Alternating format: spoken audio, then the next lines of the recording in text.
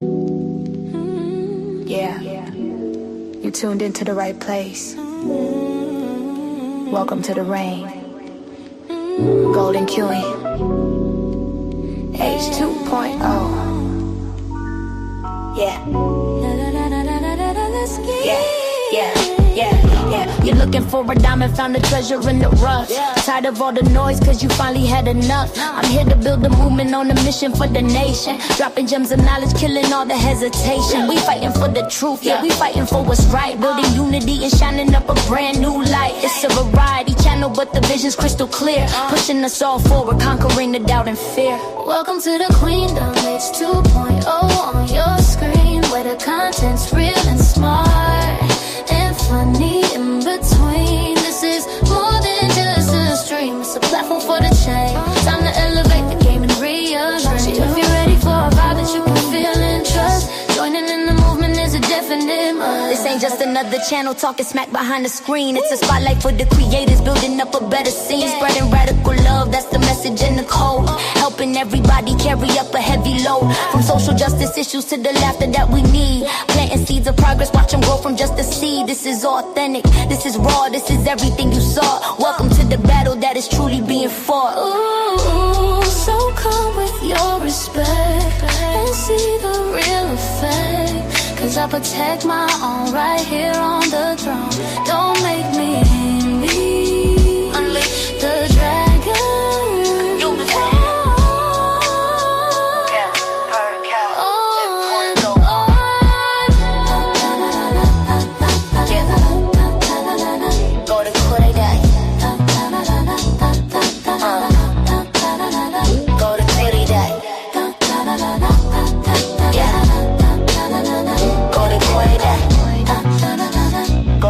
Subscribe, ring that notification bell. Yeah, you don't wanna miss a thing. Welcome to the family.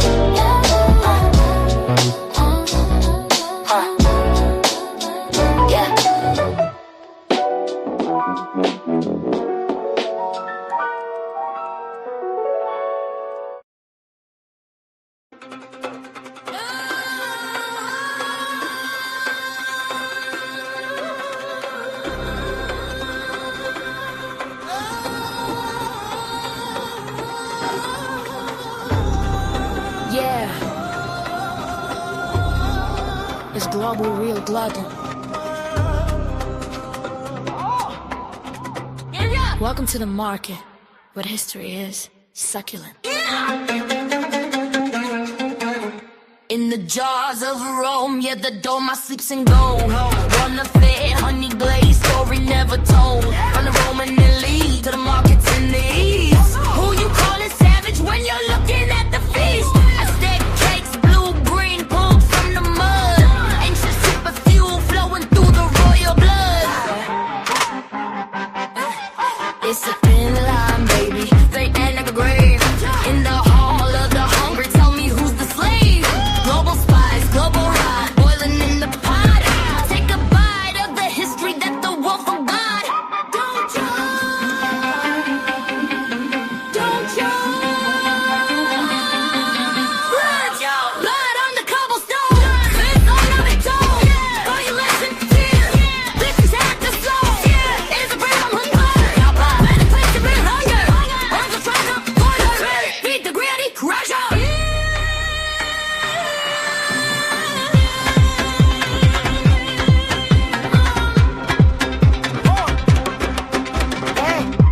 I'm money in the skate, make your whole mouth sing. That South Korean flavor, yes, a royal thing. Armadillo in the bowl, Peruvians know the vibe. Survival turned to status for the ancient tribes. Now we're in the wet market, scorpions on the sticks. Think of crocodile paws, man, the tension is thick, so thick. That's in the cat, the holiday shit on time. Rats in the cage, yeah, the forest meat clean. Pitten on the fire, burn it. Global hunger, global rage, rage. From the jungle to the table, turn the final page. History and horror. Okay, and now this thing's the table is set. Are you still hungry? on your pink side. I didn't phase out with a heavy drum hit.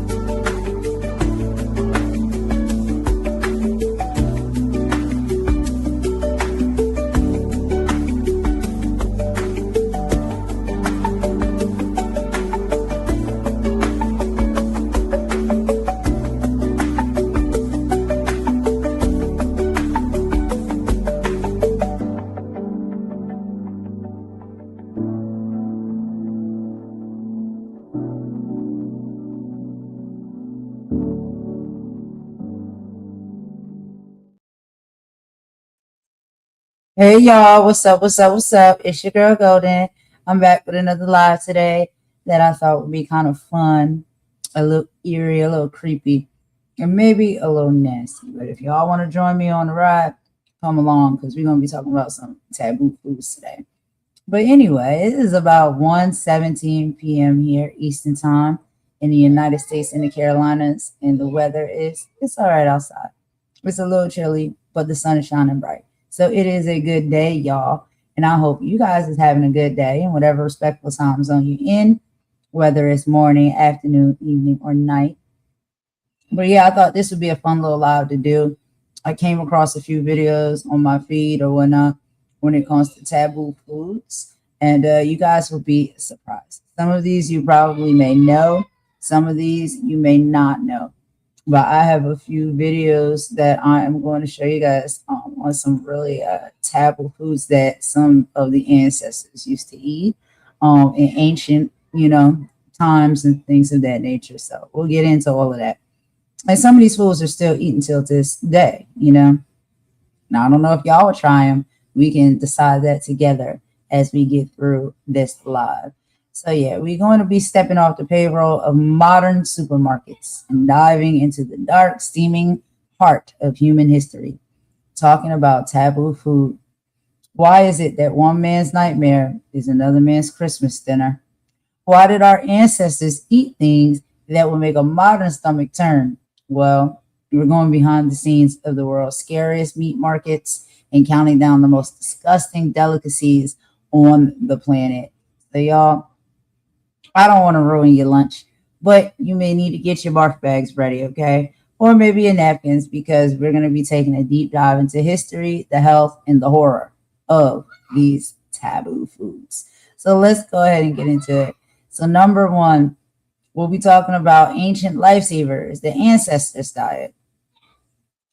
Taboo foods our ancestors ate. We like to imagine our ancestors eating organic kale and mammoth steaks, but the reality was much weirder.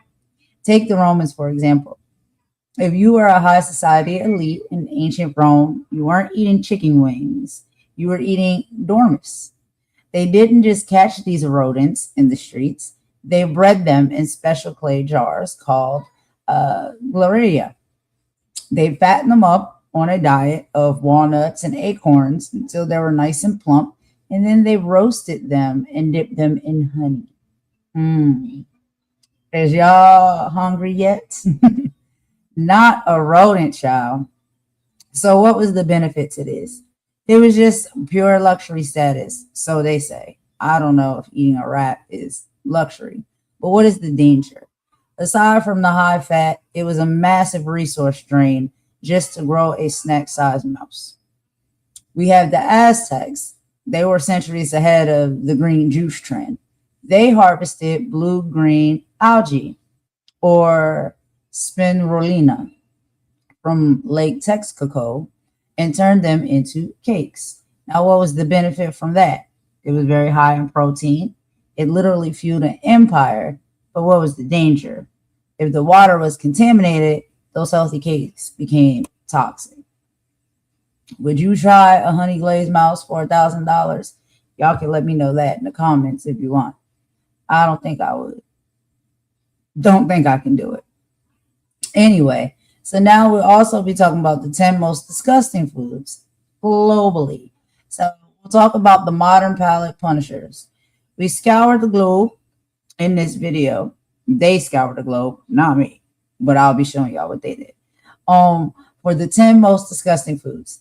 At the top of the list was the ammonia skate from South Korea. This fish does not have a bladder, so it excretes uric acid through its skin. When it ferments, it smells like a high concentration floor cleaner. So, what is the benefit of eating this? Locals swear by the sting and the health kick, but what is the danger? It's so acidic, it can actually peel the skin off of the inside of your mouth if you aren't careful when you eat it. Then there's the armadillo soup from Peru. Professional food reviewers have described the taste as old mothballs mixed with rot. Yuck. Why eat it then? It started as a survival protein for hunters in the jungle. And what is the danger? Well, armadillos are known carriers of certain bacteria, and the taste alone is enough to make most people lose their lunch instantly. Then we're going to head over to China and some of their scariest meat markets. A place that has been at the center of global controversy, China's scariest meat markets. In markets like those in Guangdong, you'll see that look, you'll see things that look like they belong in a fantasy novel. We're talking about crocodile paws and patty worms. Now, why does this still exist? It is a mix of terrestrial legal loopholes and deep rooted medical beliefs. For example, they'll cook crocodile meat with scorpions. What is the benefit? Traditional Chinese medicine claims these combinations can cure respiratory issues and boost the immune system. But what is the danger? Cross contamination. It is a massive risk in these open butchery environments. When you scale a crocodile like a fish right next to fresh produce, the biological risk is pretty much sky high. We'll also talk about the world's scariest markets in Sulawesi. I don't think I said that right. When we head to Sulawesi, Indonesia, this isn't just a market, it is the final boss of extreme food culture. And the Tamahan market, bats, pythons, and rats are just weird options. They are the main event. In fact, bat stew is a traditional Christmas specialty. They blowtorch the hair off, chop them up, and stew them, wings, guts, and all. So, why do they do this? It's deeply cultural. They even hunt white-tailed forest rats. They aren't city rats. They're clean, forest-dwelling animals that are actually more expensive than beef or chicken. What is the benefit of eating these foods? They believe bat guts can cure asthma. What is the danger? Wild-caught bushmeat carries a high risk of zoonotic disease. It is a literal gamble with every bite. Rat or bat? If you had to pick one to survive at night in the jungle, which one are you eating, if any? So, let's go ahead and get into some of the videos, y'all, so y'all don't have to just keep listening to my voice. We'll get into our first video that I want to play for y'all. Taboo foods that our ancestors ate. And we'll watch this together, and I'll meet y'all in the chat per usual. And again, y'all, be warned that some of these things are very surprising. Okay. And I'll put in the title, gross. So that's my personal opinion. But y'all let me know what y'all think. Let's go ahead and get into this video, and I will meet y'all in the chat.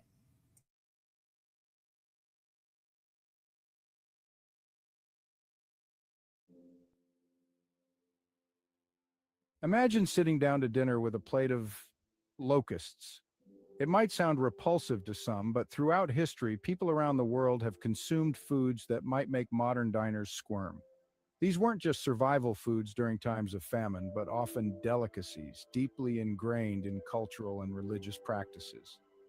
Let's embark on a culinary journey through time, exploring the bizarre and taboo foods of our ancestors. Get ready to be surprised. One such delicacy was the dormouse, a small rodent that the Romans considered a true delicacy. These tiny creatures were not just any rodents, they were specially bred for consumption, making them a prized dish at Roman feasts. Unlike the common pests we might think of today, dormice were carefully raised on farms. They were fattened on a rich diet of walnuts and acorns, which contributed to their unique flavor and texture. The diet of walnuts and acorns was essential, as it ensured the dormice were plump and flavorful, ready for the Roman table. Once they reached the desired size, the dormice were roasted to perfection. Often they were dipped in honey, adding a sweet glaze that complemented their savory taste. The Romans even had special vessels called gliraria, designed specifically for raising dormice. These earthenware pots were ingeniously crafted to house and fatten the dormice. The gliraria had multiple chambers to separate the animals and prevent them from escaping, ensuring that each dormouse could be individually monitored and cared for. The Romans' taste for dormice was not merely a culinary quirk, it reflected their social hierarchy and cultural values. Serving dormice at a banquet was a sign of wealth and sophistication, showcasing the host's ability to provide such an exotic and luxurious dish. If you found this fascinating, don't forget to like this video and subscribe to our channel for more intriguing historical insights. Dormice were considered a luxury food enjoyed by the wealthy elite. Banquets and feasts often featured these delicacies, showcasing the host's opulence and sophistication.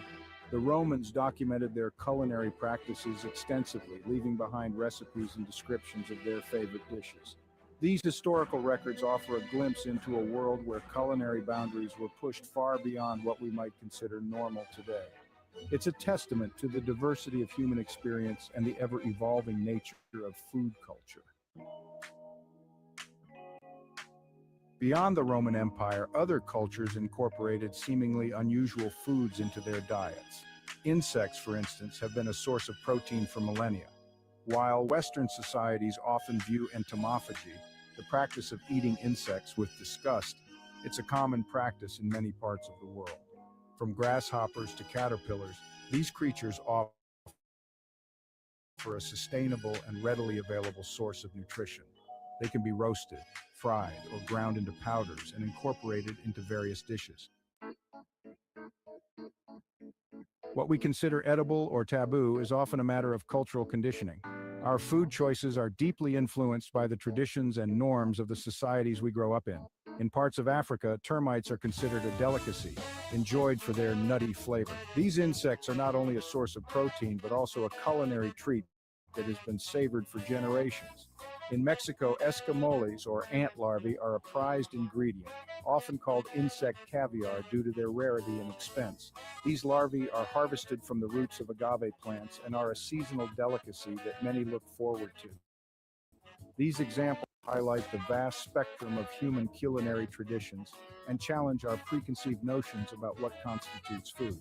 From insects to plants, the diversity of ingredients used around the world is astonishing.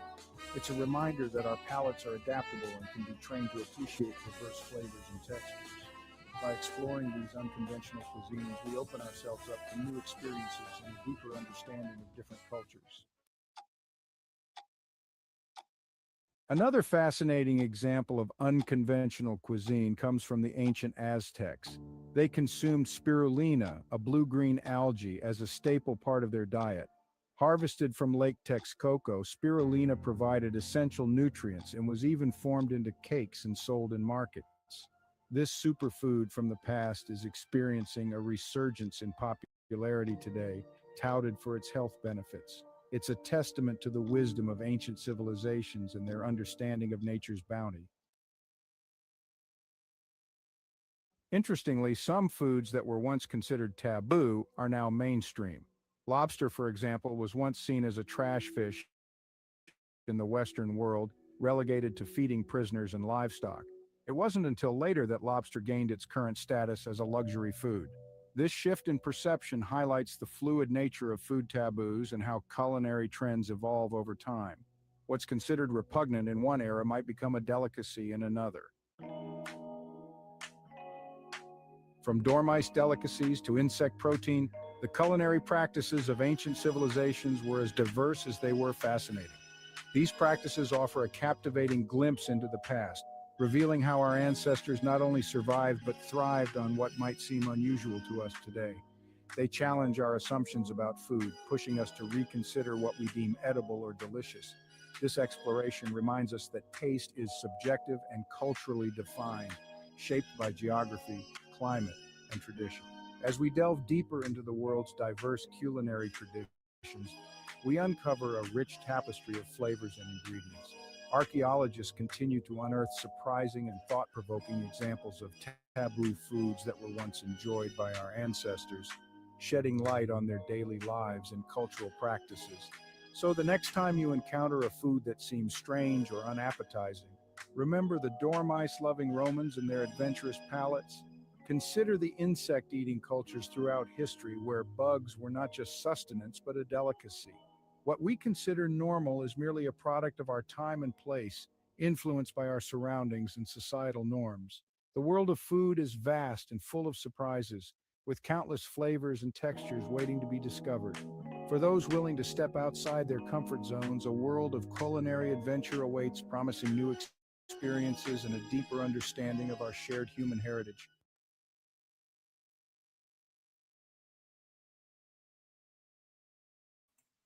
All right, y'all. So that was just a quick intro into some taboo foods that the ancestors ate. We're going to get into our next video, which is the 10 most disgusting foods around the world. So y'all, prepare yourselves. I'm going to go ahead and get this one up on the screen for us to watch together. And I don't mean to gross anybody out, but I thought it was pretty interesting to watch some of this because a lot of people do eat a lot of different things. You know, we know that. And so all over the world, you'd be surprised some of the things people eat. You really will. Some currently and some historically. But let's go ahead and get into it, y'all. So this will be the 10 most disgusting foods that people eat around the world. I'm going to go ahead and hit play, and I'll meet y'all in the chat.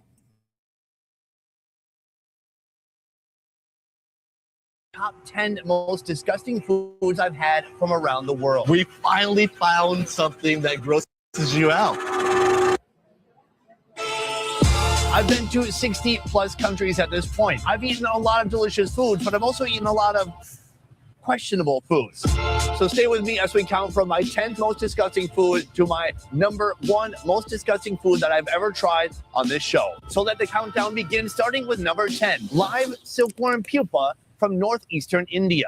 This meal or snack took part in the state of Assam. Assam is known for having very different cuisine from the rest of India. In Assam, they're eating stuff like pork, they're eating bugs, sometimes they're eating pets. You've eaten dog meat before? Yes, of course. You eat monkeys too? Yes, I do. Oh, so there's really no limit. While we were in Assam, we went to a man's house who raised silkworms. Eventually, it will become a silk moth, but in the interim, it becomes a pupa. So that worm makes a cocoon. What they do though is they take the cocoon, cut it open, and reveal what's inside, the silkworm pupa. What I didn't know that fateful day in India is that this pupa is still squirming. I thought we were taking them off oxygen when we pull them out of the cocoon, but clearly they can still live. It's shocking. This is my first time seeing them this close. Can you eat it like this? Yes. Really? Can we eat it like this? Yes, I can. Oh my God, it's so juicy. Eventually, I put it in my mouth, and the flavor, that's like swallowing a vitamin. That was really juicy, gushy, not gooey. It's almost watery inside. Yeah. I gotta say, on a hot day, that might be refreshing. It's like a grape, but not sweet. I don't know, it was watery, it was earthy. It wasn't a great flavor. Later on, once it was cooked, it was pretty decent. It kind of tasted like eggs. But that was, for sure, one of the most alarming foods I've ever eaten, and something that I hope I don't have to eat again anytime soon. Moving on to the 9th most disgusting food on my list, eel jelly in the United Kingdom. This was a jello from hell. I certainly did like many of the British foods that I tried while I was in London. Shepherd's pie, wonderful. Fish and chips, amazing. But jellied eels. Imagine Jello, but the Jello is not strawberry flavored or cherry flavored. It's ocean water flavored. I mean, how do you come at this? You can scoop it in and pick around like an olive stone in your mouth, or you can pick around on the plate. It's totally up to Do you you. use your fingies or not? Depends on whether you want to smell like eel for the rest of the day.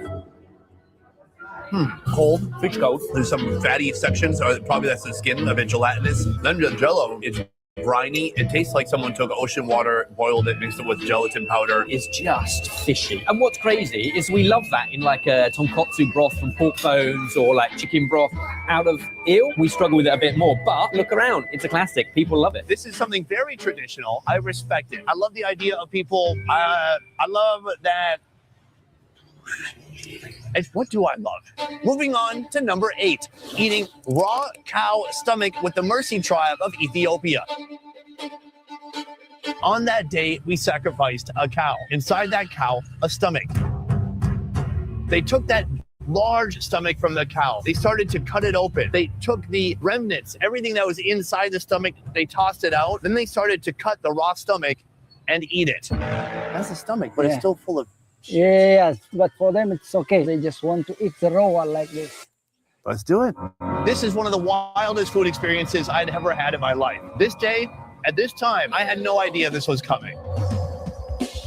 He just goes for it, huh? You can see the grass and the stomach acid, the bile, the future shit. You can try like that. You try to? Yeah. If I'm going down, someone's going down with me. But before we do, a quick word from the sponsor of this video, BetterHelp. Do you know what's worse than biting into any of the foods from this list? The pressure to completely reinvent yourself just because it's 2025. Eating something a little gross, that's over in seconds. But the constant nagging feeling that you need to have your entire life mapped out by now, yeah, that doesn't go away. The thing is, feeling overwhelmed by expectations to make immediate dramatic life changes at the start of the new year is why most resolutions fail miserably. Then you're right back on social media comparing and wondering why everyone else seems to have it all together while you're still trying to figure it out. It's a vicious cycle, and it doesn't have to be this way in 2025. Therapy can help you break that cycle, and that's why BetterHelp has been a longtime sponsor of this channel. A therapist can help you start the year differently, on your terms. They'll work with you to turn those vague, overwhelming worries into clear, actionable goals. Together, you can create a timeline that actually works for you, not one dictated by social media or societal pressure. And you can develop ways to track progress that feel meaningful and rewarding. It's not about quick fixes, it's about real, lasting change. This new year is a blank space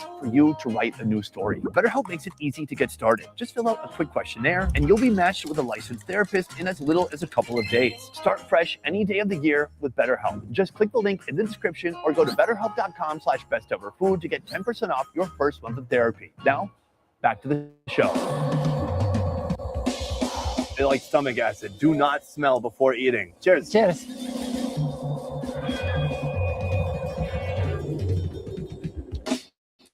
Have you seen? It's very soft. Yeah, somehow it's not that bad.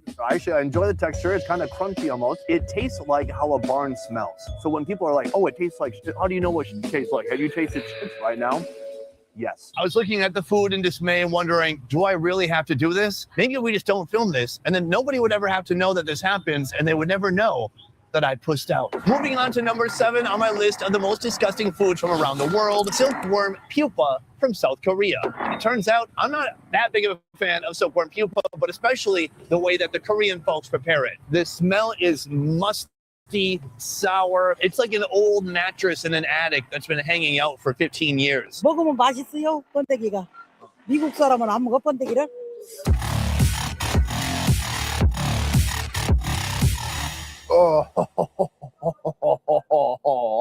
Why? Ew, it was gross. The texture is boiled sardines, but full of nasty flavor. It's not something that I'm looking forward to eating anytime soon in the future, but if I do again, I will try to find something redeeming about it, but at least in the past, not for me. Moving on to the 6th most disgusting food I've ever tried around the world, and that would be bile dip in Chiang Mai, Thailand. Here is a place where they really appreciate bitter flavors. And when it comes to bitterness, you don't get something much more bitter than bile. On that day, we saw a buffalo get dispatched. They cut the bile sac and they drain the liquid yellowy fluid from that sack. That became the most important component to the dip that we'd be eating that day. What we ate with the bile dip is also pretty extreme. Raw buffalo meat.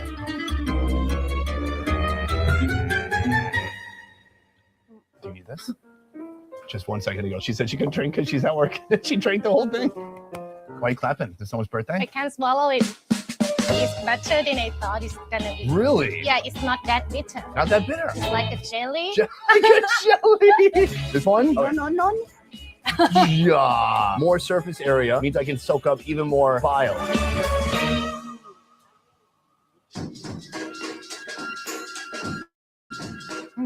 Right? This was one of the most deeply bitter to the bone flavors I've ever experienced in my life. I don't hate it. I see with what you've done here with the seasoning is brilliant because the fish sauce makes it super savory, very spicy. It's like a nuclear bomb. Somehow the folks of Chiang Mai, they love it. They appreciate it. For me, I could say, not my thing. And the point of this list is not to disparage or mock any people or culture. This is just my own personal point of view. Moving on to number 5 on our list, raw alpaca kidney in Peru. This video was shot in the mountains of Peru, a place where they raise alpacas and llamas, known in Spanish as llamas. Here we got to see them slaughter and cook up an alpaca using their traditional recipes. Recipes that me and my good friend Oro were very excited to try until we tried one that didn't involve cooking, and that was the raw kidney of an alpaca. Oh yes, so we're not just gonna eat it plain, we're gonna eat it with a little bit of salt. Oh, that helps a lot. That's all we need. This has gotta be, I think, the most difficult and challenging thing we'll eat this whole trip. Like that? Like that. Dude, after your face, I don't think I can put it all in. Okay, let me start like.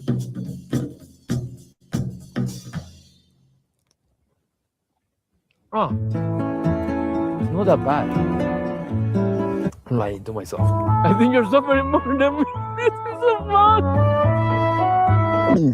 It tastes like a medium rare filet mignon. Maybe rare. It's gummy, chewy in a way that requires extreme mastication. The kidney has an incredible minerality. It's like eating vitamins, but worse. Actually, if you don't look at it, no, it doesn't. Yeah, that's not. I think it's fun to put myself in these situations that I have to try this stuff, but have I ever been hungover and craved for that? Absolutely not. Number 4 on my list of most disgusting foods, eating stingray liver with Calvin in Vietnam.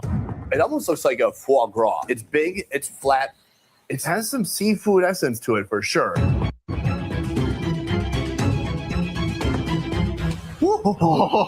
is potent. Get in there with your spoon. Is that cooked all the way through? Do you want to lose weight?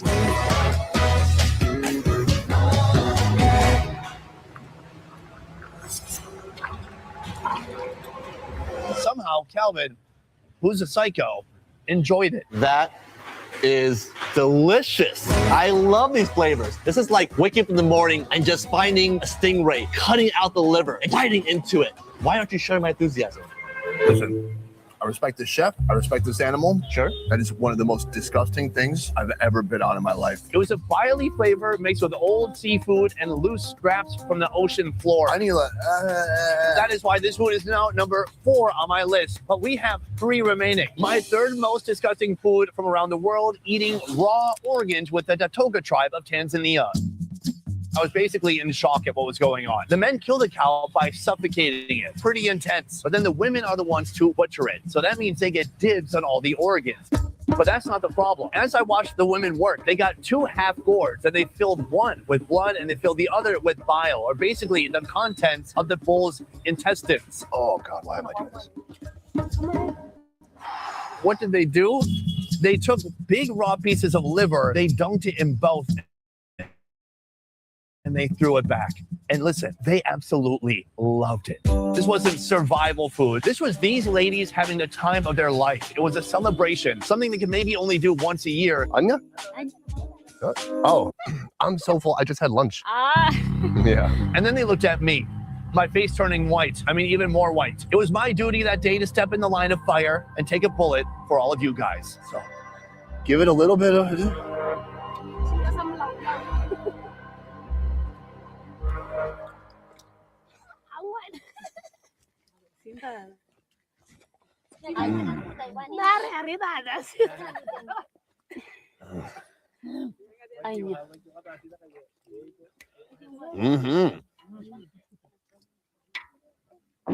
Oh, so.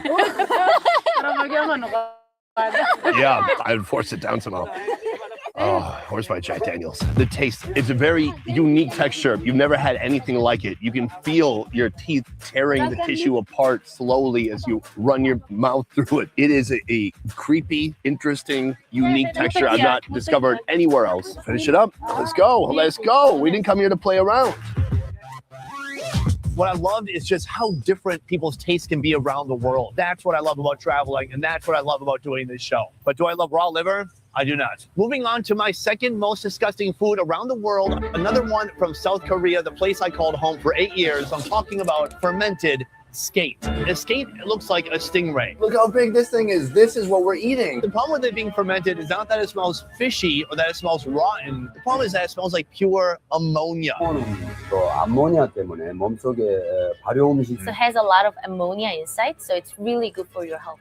Oh, it's like a sour, astringent smell that burns the back of your sinuses when you breathe it in. Let's get the first one plain. Oh. I need to understand and appreciate the pure flavor.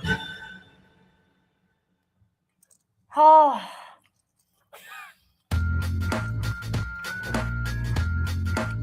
Do you like it?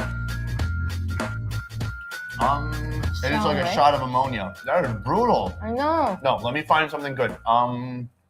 It's crunchy, fishy. It's like it's burning my mouth. Yeah, if you put this inside of your mouth for a whole time, your mouth can be peeled. It's too strong. I ate that with a local Korean woman, and she could hardly bear it. We're gonna be okay. I'm not gonna be okay. Oh. This is for dudes and perhaps old battle-hardened ajumas with perms so tight it gives them migraines at night. Truly a wild, and for me, disgusting dish.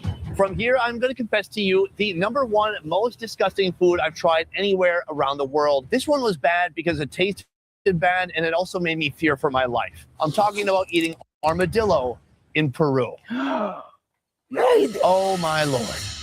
First of all, how did we get it? Somebody basically fixed a handgun to a tripwire in the middle of the jungle. And an armadillo just got home from doing its shopping. It's going about its business and boom, it got a bullet through its chest.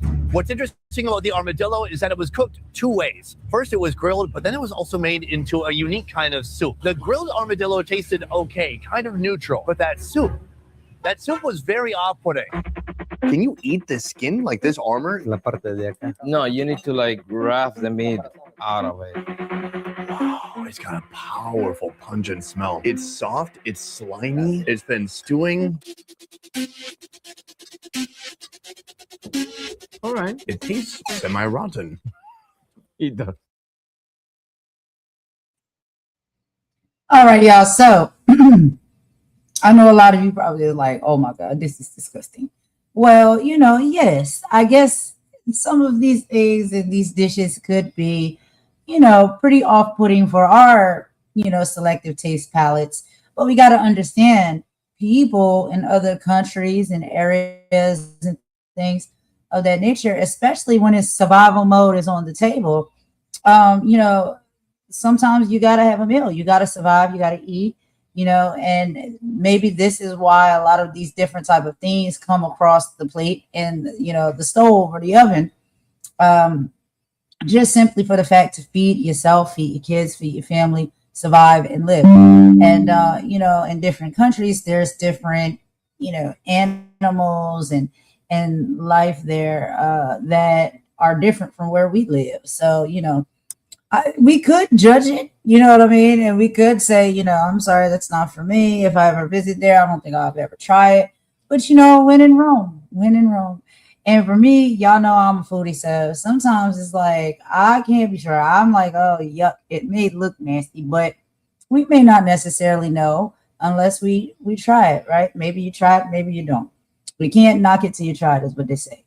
And so you might try it and be like, oh, this is really good. I really like this. I like the taste of this. Because everybody's taste palette is different. And then again, like we said, survival. Sometimes when people just using what they got, you know what I mean, to feed a family or to feed themselves to stay alive, we don't know. We don't know. It can be different everywhere. And so, I just thought these type of things is pretty interesting to watch and learn from, but I don't mean to disgust y'all. But I just thought that would be pretty interesting to do today, something a little different. But anyway, let's keep going. We got a few more we're gonna get into as well. So let me get this one done. I'm not gonna do too much talking, and we'll be right back.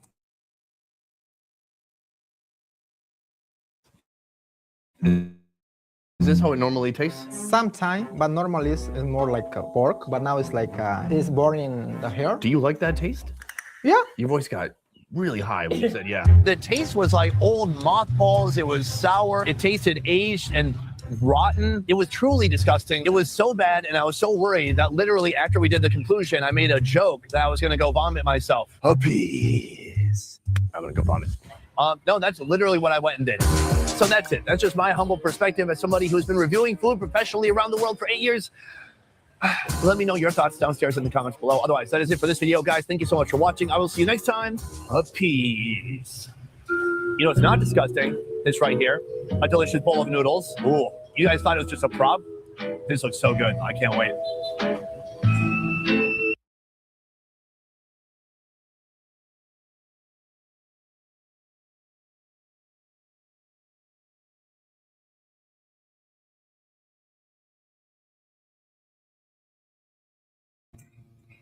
All right, y'all. So I thought that would be pretty cool to watch. If you guys haven't checked out this YouTube channel, this is Best Ever Food Review Show YouTube channel. And he has some really excellent videos. I'm telling you, like mind-blowing videos. Just trying all types of foods all over the place, all over the world. He doesn't care. He's going to try everything and anything. He has no problem with doing so. And I think that is really brave of him. And it's really interesting to watch. But we're gonna go ahead and get into our next video, y'all. Give me just a second to get everything set up. Okay. I think this is the same one. Is this the same one? Yeah, this is the same one. Okay, hold on. All right, here we go.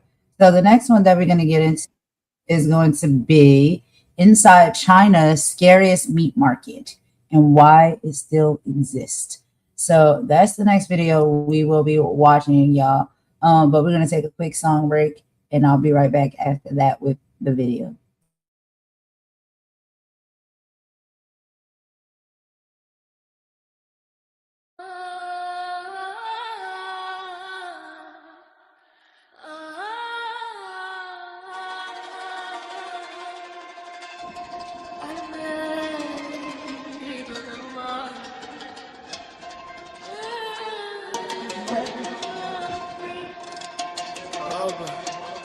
Get 'em. Welcome to the market, where the history is secular. Eat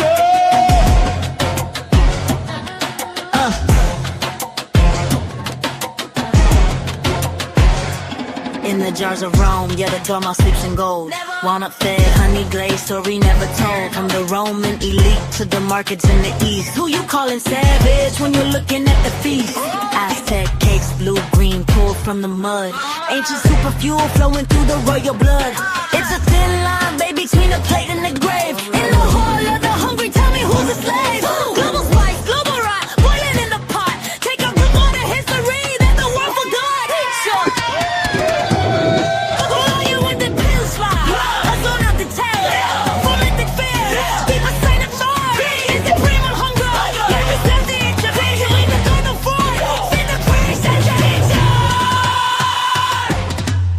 Ammonia in the skate, make your whole mouth stings. That South Korean flavor, yo, it's a royal aim. Armadillo in the bowl, Peruvians know the vibe. Survival turned to status for the ancient tribe. Now we're in the wet market, scorpions on the stick. Crocodile paws, man, the tension is thick. Bats in the pot, it's a holiday treat. Rats in the cage, it's a forest meat. Python on the fire, homage over global rain. From the jungle to the table, turn the final page. Turn it! The story, wholesome home, the Trinity. The map is stained. The table is set. Are you still hungry? Didn't think so. I didn't think so.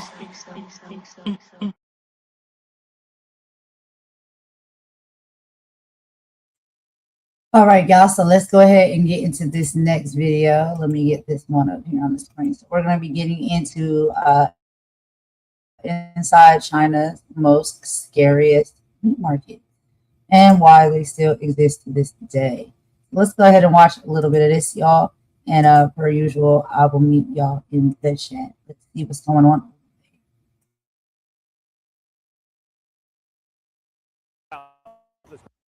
Crocodile vendor, and then you just peek over here, and then there's a crocodile just sitting on the side of the road. Yep, China still has some of the scariest markets on earth. This is madness. There's so many of these turtles. Today, we're walking through the wildest of all of them. We're looking into how these wild, kind of out there foods still exist in a far more regulated market world. Like, these are some giant turtles. I just cannot get over how massive and how old these things must be. It's for pet or for eating? They're for pet. You don't eat your pet. Right, okay. We're buying up the ingredients for one of the wildest dishes I have ever come across. It starts with crocs, but it does not end there. Dish has layers and layers of intensity. It has just been severed from a giant crocodile. I mean, look at the size of that. That is a genuine dinosaur. It looks delicious.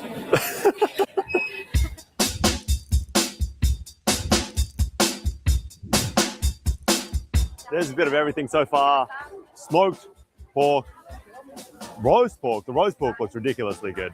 I've seen crackling before, but I've never seen an entire pig just crackling out. We kick it off with a classic, roast pork, Cantonese style. 23 per 500 grams. $7 a kilo, something like that. That's really good. Obviously, who doesn't like a giant piece of glistening pork? Wow, that's so good. That is crazy good. Super crunchy on the crackling, really soft and tender, rich, juicy on the underside. That is absolutely amazing pork. That's my favorite. That's your favorite? Yeah.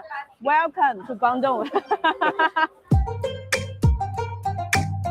Maybe the first thing that hits you at this market is the sheer number of turtles. They have every kind of turtle you can imagine.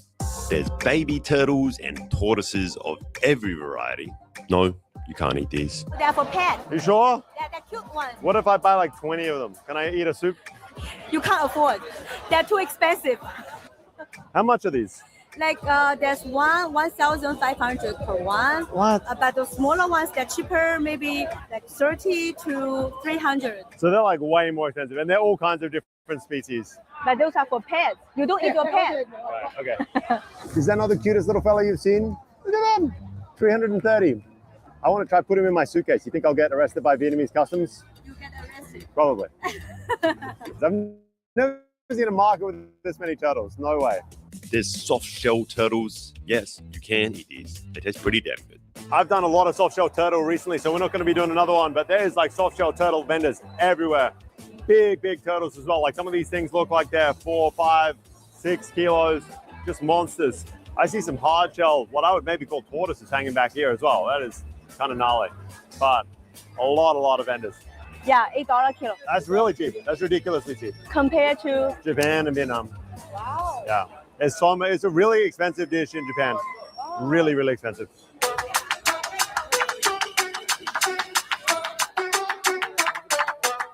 And then there's the food turtle stand or tortoise stand. I'm still not really sure what the hell these things are, but they are everywhere. There's mountains of them. They're crawling out of the bins.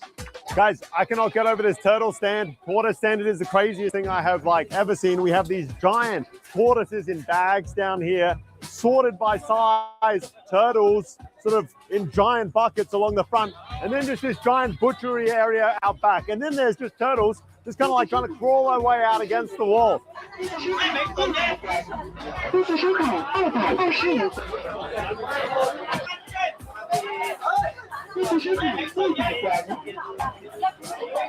Madness, but I love this stuff. I absolutely love it. What a scene. I guess kind of conveniently, like not everyone knows what to do with a turtle, so you can buy like the turtle wings, arms, and the egg, shell, everything just separately. It's already just butchered and you can just buy it in pieces essentially. 好可爱，你怎么这么可爱？之前有老外来买这些吗？有啊。很多吗？有啊。哇， Now Angie is so used to the Alipay. No, not used to it, but it's like still my favorite thing. I'm building my Alipay skills. Really? Professional Chinese right here. So this is your turtle.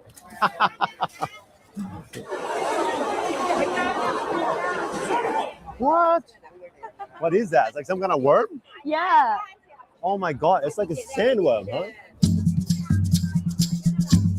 Yeah, it's like a worm from the sand, right? No. No? Where does it come from? This is a paddy worm. Paddy, from the rice fields. Yes. Oh my God. This is so delicious. How do you eat it? To steam with the egg. Steamed with egg. Yeah, with eggs. Yes. He never tried before. No. You? No. All right. It's first time for everyone. It's reasonable, huh? Yeah. 52. Wrong. 谢谢哈。 Oh, coconut worms, sago worms. Yes, yes. I've had this before. We call it like coconut worms, or in Indonesia, sago worms. I've had this a few times. How do they eat it? Oh, they just fry. They just fry it? Have you had it alive? No, you had it alive? You should try it alive with me. In Vietnam, they eat it in fish sauce with chili. Okay, so next time I come to Vietnam, I visit you, and then you can, yeah, try with me. But not this time. Guys, I'm telling you, this is my kind of market. I can't get like 2 meters before I get interested in something else again. It's like we're trying to get to the freaking crocodiles. I shouldn't even be telling you. But as soon as I walk, it's something interesting.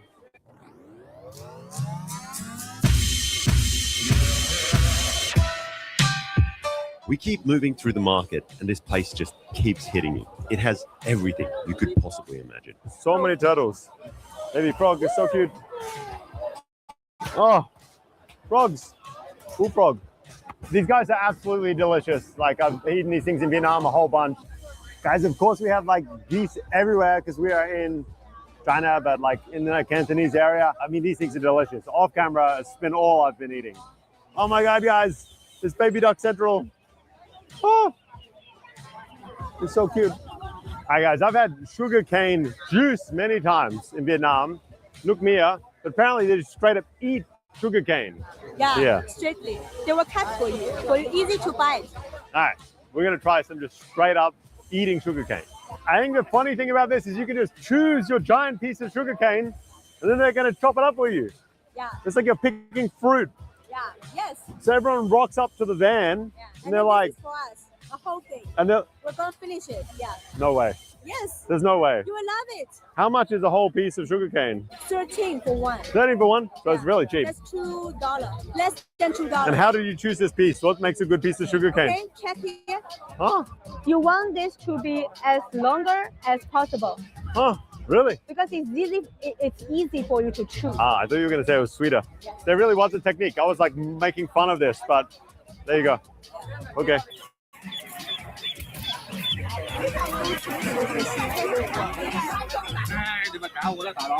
And what do I do? Just bite it? Just bite and then chew and then speak. Sweet. And then barky, true, very true at the end. And then you spit it out.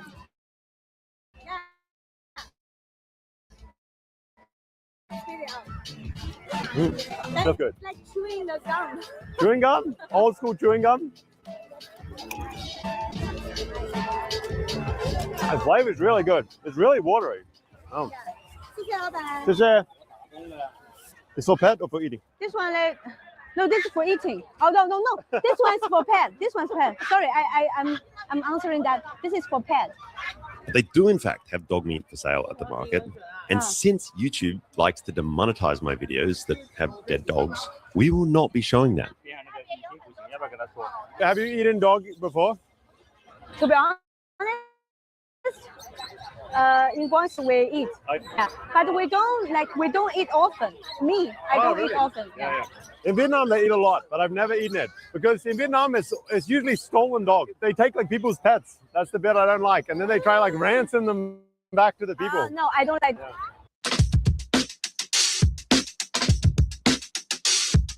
Post-COVID China didn't just adjust wildlife laws, it just straight wiped the slate clean. The Standing Committee of the National People's Congress adopted a ban on wildlife trade on Monday, and those who consume wild animals will face harsher punishment. On paper, things were pretty simple. Terrestrial wild animals are banned, farmed or not. And entire industries like bamboo rat farming were just shut down overnight or left in this legal limbo state. Do you think they banned the snakes? Yeah, in this market. Why do you think? Maybe because of us, my video. You've ruined the snake market? No, because I shoot about snakes and post online, and maybe the government says. So why are some things legal, like crocodile, turtle? It seems exotic to me. But snakes, what makes them different? For snakes, it's a little bit tricky because sometimes people, the seller will claim they are wild or what. Or maybe, I'm not sure because I don't eat snakes. But I think that might be the reason. Wild is legal. Farming one is okay. Thankfully, though, thousands of years of culture doesn't just disappear because a policy says so. Instead, the Chinese, well, they find a way. And in practice, what you get is this kind of messy grey zone of loopholes, paperwork, technicalities, a lot of pretty nervous locals. It doesn't really seem that anyone truly knows what's going on. And you feel it the second you start filming. 你好，你好。哦。够啦，你4个人的量。投人了，投人。他是跟我一起的。哦，没事。哎，你不要搞啊，不要紧张啊。 So there are a couple of snakes still left at this market, but apparently they're starting to get cleaned out. It's on that kind of borderline between what's tolerated, what's legal, because of where it's coming from. We don't know is the answer. Maybe wild, maybe farm. These markets, they still exist right inside massive modern cities. And in this instance, one word really seems to matter: terrestrial. In practice, if it swims or kind of half swims, it often slips through the cracks. And that's where turtles and crocs come in. They've stepped in to replace the animals that are now basically untouchable, like bamboo rats and deer. And the demand is obvious. Crocodile stalls are packed. Check this out. There's crocodile vendor, and then you just peek over here, and then there's a crocodile just sitting on the side of the road. I'm told that's just the tip of the iceberg. Let's go. Why is it so popular? Everyone's buying this stuff. Yes. They eat them, they just put them in various way. Maybe soup, maybe stew. I never ate before. So Really? Yeah. All right, first time. There's no way I'm leaving this market without eating some crocodile. We're going to buy some up. And many of the crocs themselves are still just alive, like waiting their turn, tied up, looking at everything go down. Just like the turtles, it is an open butchery. There's no glass, no barriers, there's people walking right up. They point to the exact part they want, and the vendor will just chop it straight off the whole croc. Casual, pretty raw, and unfiltered. Two. 啊，支付宝可以吗？可以再买个鸡啊？买什么鸡？你们自己喜欢吃什么鸡就什么鸡。 Guys, I don't know what's going on. It's like this crazy breakdown of like crocodile negotiation. I love that the crocodile stand just happens to have a giant bowl of scorpions. Yeah. Why? Because they cook these two together. Wow. Yeah. Scorpion Yes, and crocodile. That's Cantonese. That's crazy. Wow. Oh my God.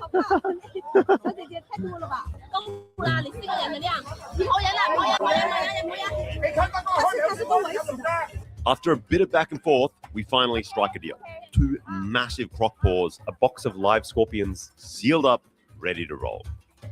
There's a lot of meat, huh? This is our lunch. All right, guys, that's one hell of a lunch. We got some big crocs in here. We got some scorpions, a turtle. I don't know. Craziest meal I've had in a while. Let's go. He's taking photo of you. Hello. 你好。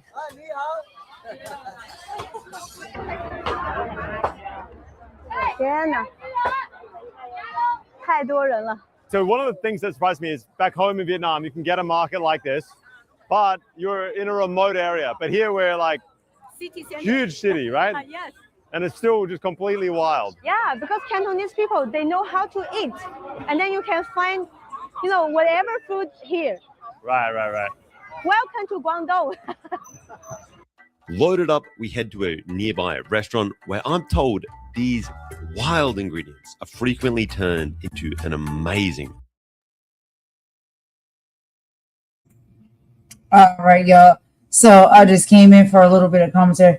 What do y'all think so far about everything that we've been watching? We've been seeing these different cuisines and weird foods. Will y'all try any of these things? Will y'all eat any of these things? Have you already, or do you already eat some of these things? Because I don't want to knock nobody's cuisine. If this is things that you may eat already and that you're very familiar with having, then, you know, more power to you. That's fine. I've never tried it. Like I said, I am someone who is very much like, I'll try things. I really will. I really, really will. Certain things, not all things, but, you know, I'll go out on the limb a little bit and try something because you just don't know until you try it, right? But a lot of these different cuisines and these foods that we've been seeing in the live so far, I don't know, child. I don't know. I don't know if I could do it. There's some where it's like, I may give it a taste or whatnot. I know a lot of people do eat alligator. I know a lot of people eat snakes. I don't mess with snakes, period. Like, I don't want nothing to do with no type of snake. But with the alligator, a lot of people say they eat alligator. It just tastes like chicken and stuff like that. You know, things of that nature. I have not tasted alligator, but I'll try it. You know what I mean? I think I would. But some of these bugs and things like that, larvae and all these things, I do not think that I would be able to taste them. And then you got, you know, you see it, some they eating them alive, they eating them while they're still wiggling. I can't.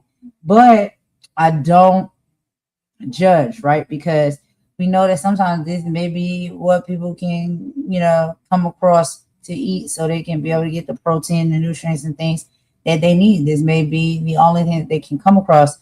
And so, you know, that's why I don't judge or make fun or anything like that. Or maybe it's just a custom taste based off of where they live, you know, where they located. And so I don't think there's anything wrong with that either. You know, we know what we know and we eat what we eat based off of what we're used to, you know, where we live, what we have to offer, you know. And yes, I know I live in the United States, so it's very different for me in the United States opposed to somebody that may live in Thailand or may live in India or any other places in this big, beautiful globe. Their palate and their, you know, menu as far as what they eat may be very much different. And so I'll never judge that. But yeah, some things I will try. Some things I will try. And one of the things I would really love to do in my life, like if I can get to that point in my life, I want to travel the world, just like these people do, right? Like these shows that they make, you know, they go around the world and they meet and talk with different people and they try different cuisines and learn about different traditions and stuff.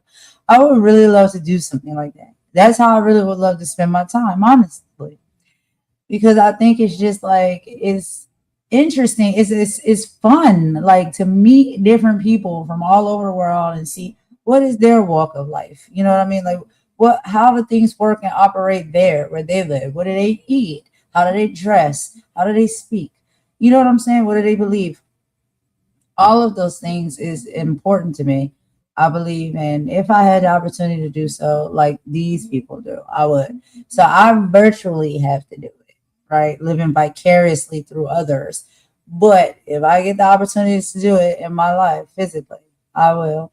I'll be traveling all over this globe and seeing a little bit of everything.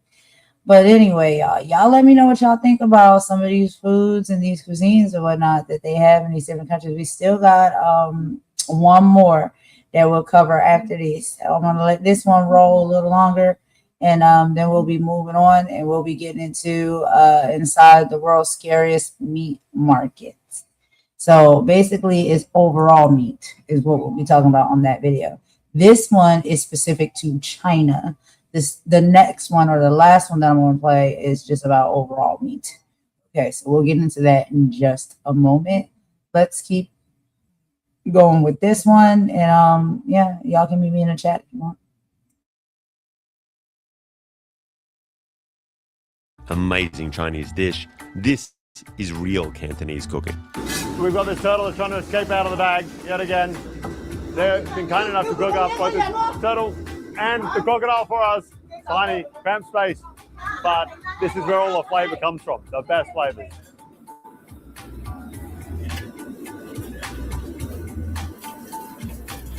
Both the turtle and the crocodile claw go straight into boiling water. The chef brings down a cleaver again and again, clanging it against the turtle shell and just cracking it open piece by piece until the entire shell just breaks away and it can be removed. The croc claws are then scaled. Just surprised how similar it is. Like he just straight up scaled that crocodile like it was a fish. And then the tough outer skin is scraped clean before being chopped into these rough, meaty chunks. The turtle is then split open, and the internal organs are carefully removed before the rest can be prepared for cooking. So the shells go quickly fried up. That's going in the soup. They start with the croc meat, which just gets boiled away in a wok. It's then just loaded with seasoning. Every kind of Cantonese mix you could imagine. It's mixed thoroughly, coating every piece, and then it's back to the wok, where he just keeps piling on the seasoning and the flavor. It's layer after layer. I think they're loading up a pressure cooker right now. So it's really getting pretty hammered with a lot of steps. The meat is deep fried multiple times until finally it's loaded into a pressure cooker. The scorpions, on the other hand, are just dropped into boiling water and left to sit there for a while. They will cook for 1 hour and a half. Yeah. What I love about the cooking here is like I've eaten kind of bugs and sort of exotic foods for quite a while, but the Chinese people, they take it to like a real extreme. There's a specific recipe, there's a specific way everything is cooked. It's not a food of necessity, survival at all. It's eaten because of its flavor, and it's like medical beliefs behind it. There's this old man selling candy on the side of the street. Wow. Oh, this is the coolest thing I've ever seen. What the hell? It's a nice contrast from the rest of this insanely high-tech China. This is a very old weighing. 20块钱嘛。20是吗？你有钱找吗？有钱找吗 It's okay, he can keep the change. 对对。咱俩把烤鸡吃吧。这个是20。OK。谢谢。Time for the patty worm. It's already been boiled. She cracks in 2 raw eggs, throws in a heavy hit of seasoning, and mixes everything until it's fully coated and ready for the next step. Then she spoons the whole concoction straight over this plate of rice noodle, and it's left to steam away. And finally, the turtle soup is finished, as well as the pressure-cooked croc meat. So, in front of us, we have crocodile and turtle, sort of pressure cooked into this crazy hot pot. And we have a turtle soup. Turtle shell soup with scorpion. Wow, I forgot about the with scorpion bit. That's pretty strong. In Canton, they always start with the soup. Let's start with the soup. Yes. I think I first want to just try the broth. It's too much to dive right in. Oh, wow.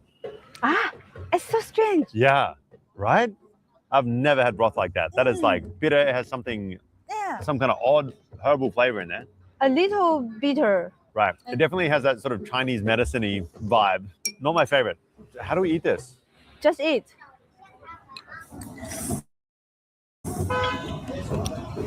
Oh my God. That is tough to eat. That's still got an explosion, like a gush. And then it has the kind of crunchy outer shell. You get the explosion, this gush of flavor. Do you need me to eat one? Yeah, of course. I want to see you eat one. Okay.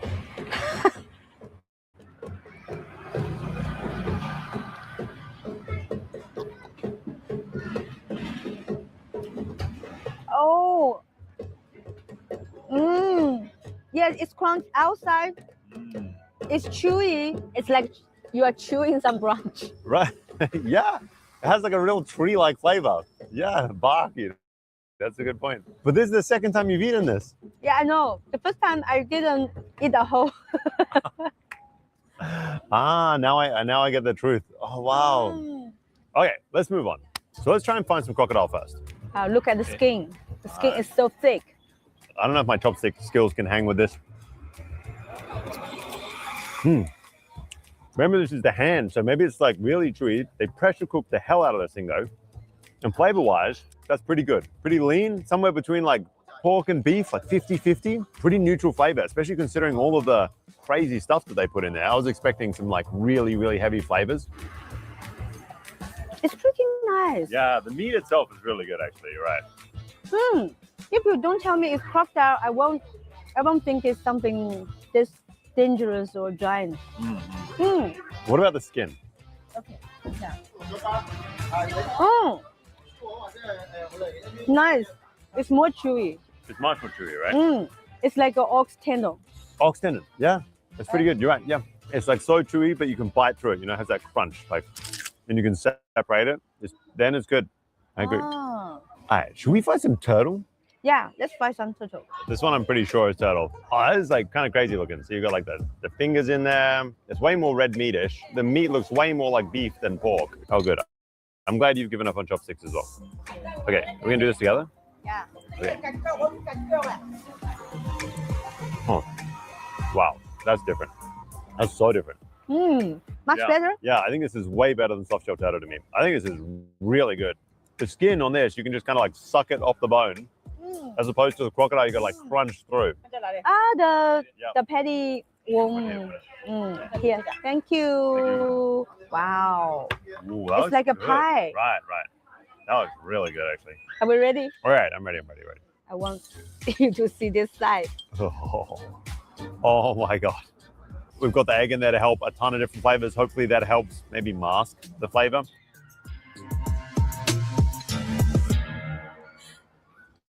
Wow, that's not what I was expecting. There's no texture to them at all. It's just kind of blended in with the egg. You can't actually feel the worms at all. Maybe I can try eat just one worm straight up. That's crazy. That just tastes like egg at this point to me. I'm not that afraid. One bite.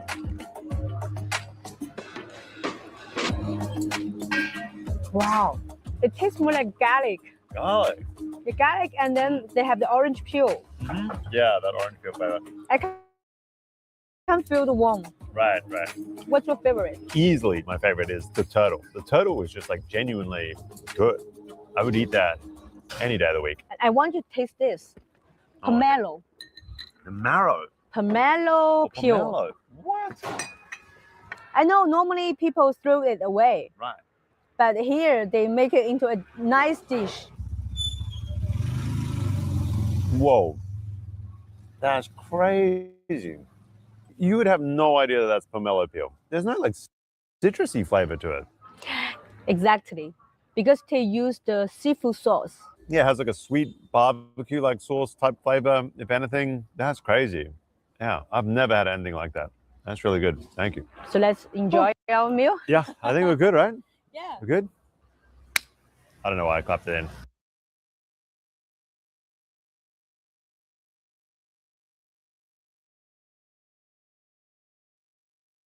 All right, y'all. So that was another taboo video that I had to show y'all.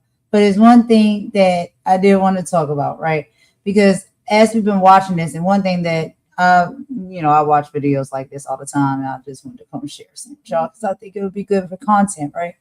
But one of the things that I always have understood, like when I watch these type of videos, is that there is different geographic taste, So if you think about it, in the West, you might love a ribeye steak, but in Hindu culture, the cow is sacred. To them, we are the ones that are eating taboo, right? And so when it comes to like taboo foods and stuff like that, everybody on every side might can see it as taboo. What's taboo is what you're not used to. So when you look at the Sulawesi markets in Indonesia and where they eat forest rats, we have to remember these aren't city pests. They're supposed to be clean, high in protein animals that have been part of their ecosystem for thousands of years. To a local in Samoan, a forest rat is a premium clean meat. You know what I mean?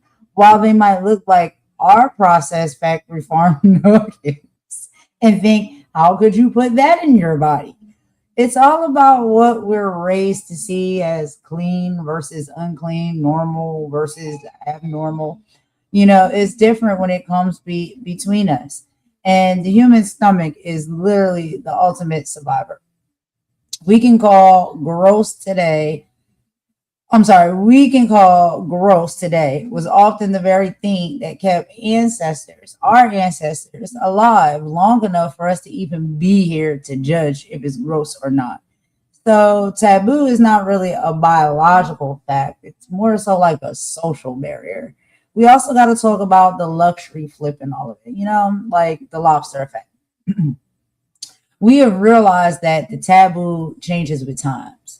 So in the 1800s, lobster was considered the cockroach of the ocean. And so it was hated. It was fed to prisoners and slaves. They were literally laws saying you couldn't feed it to prisoners more than twice a week because it was seen as cruel and unusual punishment. Child, you know how many times I chop down a lobster when I can afford and get my hands on one? I love me some lobster, okay?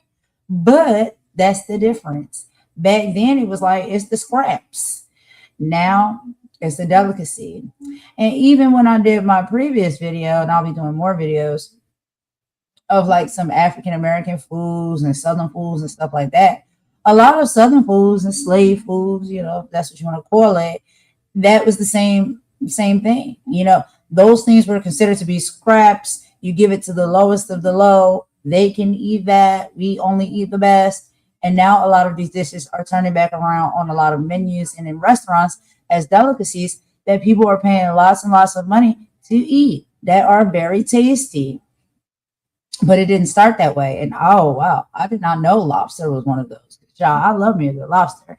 And most people, honestly, when it comes to society, this is what they're talking about. You believe that what is great is based off what society says. So if you go and sit down in any 5-star restaurant or you go anywhere and you're being served a lobster tail, child, oh, you think you're doing something.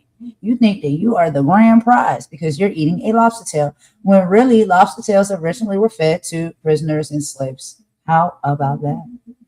Anyway, if we fast forward today, it is $100 delicacy. That is crazy.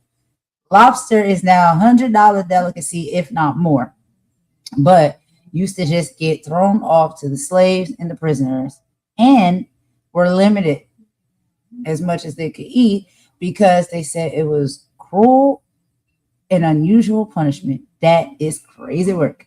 So when we look at the Roman demorse or the Aztec spirulina, we aren't looking at weird people. We're looking at people who maximize their environment.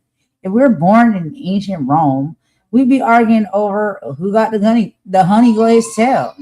And that's just what the conversation would have been in that place and at that time. We also got to talk about survival versus status. A lot of these scary foods, like the armadillo in Peru or bats in the Pacific, started as survival proteins. When you're deep in the jungle or in a remote island, you don't have the luxury of a grocery store. You have to eat what is available if you're going to live. You eat off of the land, and whatever is on that said land, probably what you're going to eat. Over generations, the survival foods became traditional food, and eventually it becomes a delicacy when people start to taste it, like it, and appreciate it more. We judge the bat in the pot, but we don't judge the fermented grape wine or the moldy curded blue cheese. Why is that? Because we're accustomed to one and not the other. That's the only difference, really. So the global mirror, as we go through these 10 most disgusting foods, and we watch that video, and that one is completed for the live, I want y'all to keep an open mind, okay? After what we just saw, let's not just look at the animals. Let's look at the history. Let's look at the geography. When we say food is taboo, we aren't describing the food necessarily. We're describing our own limitations and keeping ourselves from tasting that food or having the courage to taste or try that food. We're describing the borders of our own comfort zones that we have. So this is what I want to know. What's a food that you used to think was gross, but now you love? Because that's it right there. That's you growing past your own taboo. And that is what I wanted to bring into this live today and talk about. So before we end it, like I said, I got one more, y'all. And this one is now getting inside the world's scariest And this is just, sorry, y'all, hold on. Okay. This is not just China based, right? So this is going to be a few different weird things that are considered to be meat. And I say weird, in a very layman's term. But taboo meats or cuts of meats that seem to be, maybe unnatural to us because it's not what we're used to or others are used to. And so in this one, this is not just based off of China. This is going to be a whole lot of different just meats in general across the globe and everywhere that people wouldn't probably even expect that people consider to be a meat or eat. So we're going to get into that one. But before we do that, y'all, I do have to take a quick song break. So y'all, please don't leave. Stay right here with me. We'll be right back. This song's going to be real quick. And then we'll get into this final video for the live.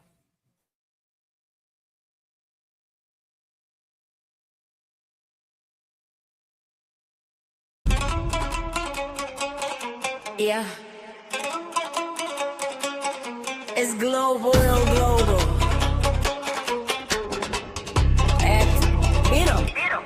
Welcome to the market, where the history is succulent.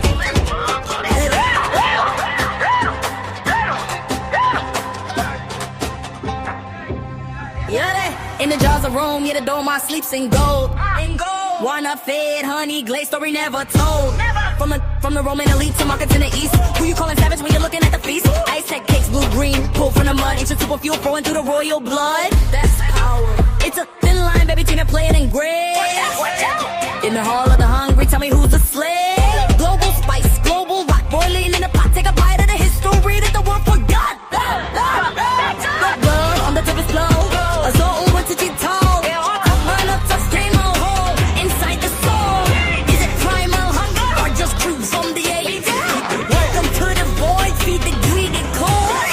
We ain't escape, make your whole mouth steam. That's our Korean flavor, yeah, it's a real thing. I'm a dollar in a bowl, Peruvians know the vibe. Survival turn the status for the ancient tribe.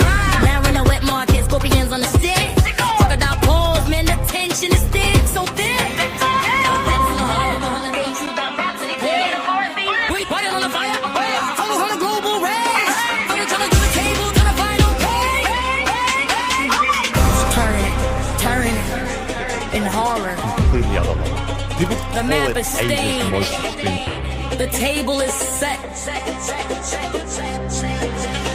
Are you still hungry? I didn't think so.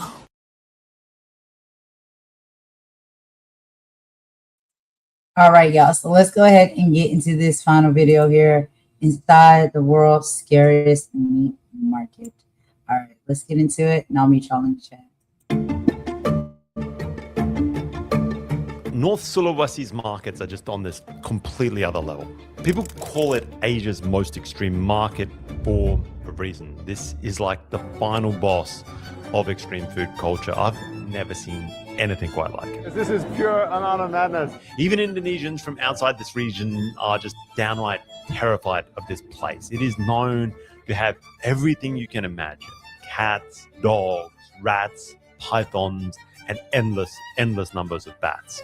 I gotta be honest, guys. I don't know if any of this ever makes it onto YouTube.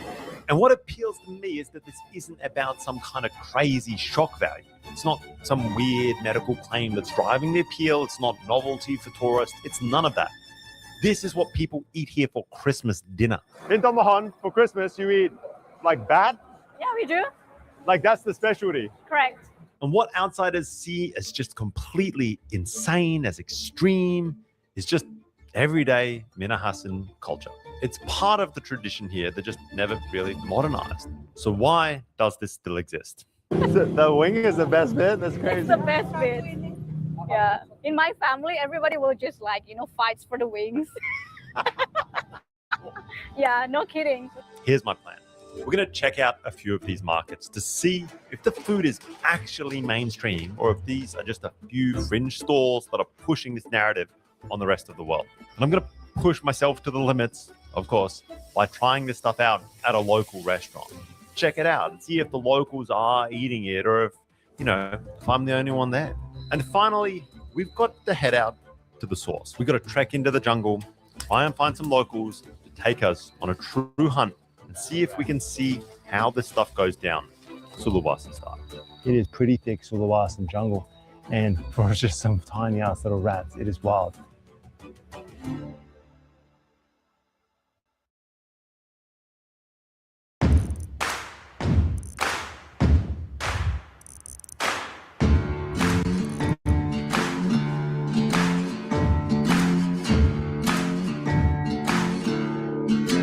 We're about to head to the market, and I just walking along, I happen to see the side of the road, the bat vendor. Just like, that's my kind of jam, you know? Just roadside retailing bats. 4 python bats, frogs. Well, hello. They're skewered on sticks like some kind of popsicle from hell. What an entrance to a market. We didn't even get there yet. We just saw this roadside guy just hanging out here. I have bat blood dripping all over my hands, but if you ask me, that is a good start to the morning. Let's go. All right, good morning, people. We are in the Tamahan market, which is well known, or has the reputation of being one of the craziest meat markets in Asia. I gotta admit, so far, it is beautiful. But we're about to step into the meat section, which of course is where you beeline to when you hit an Asian market.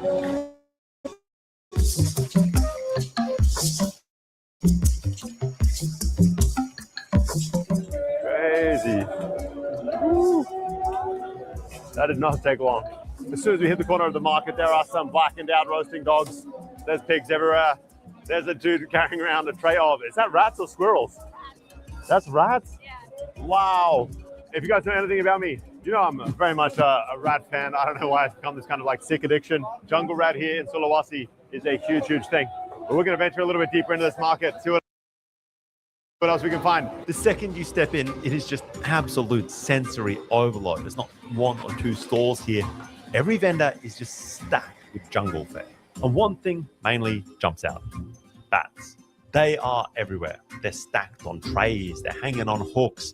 Vendors are flapping them about to try and attract customers. Oh my God, guys. I don't think I've ever seen a market like this. This is pure amount of madness.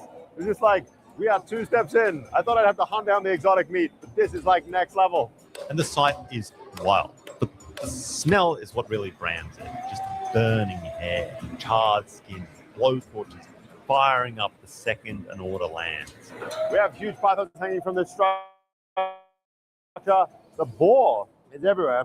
Obviously, not that common in Indonesia. I'm so used to not finding pork in Indonesia at all, but this is a Christian area, not Muslim. So there's plenty of wild boar everywhere, just like hair on. And wow, there's some big bats right here.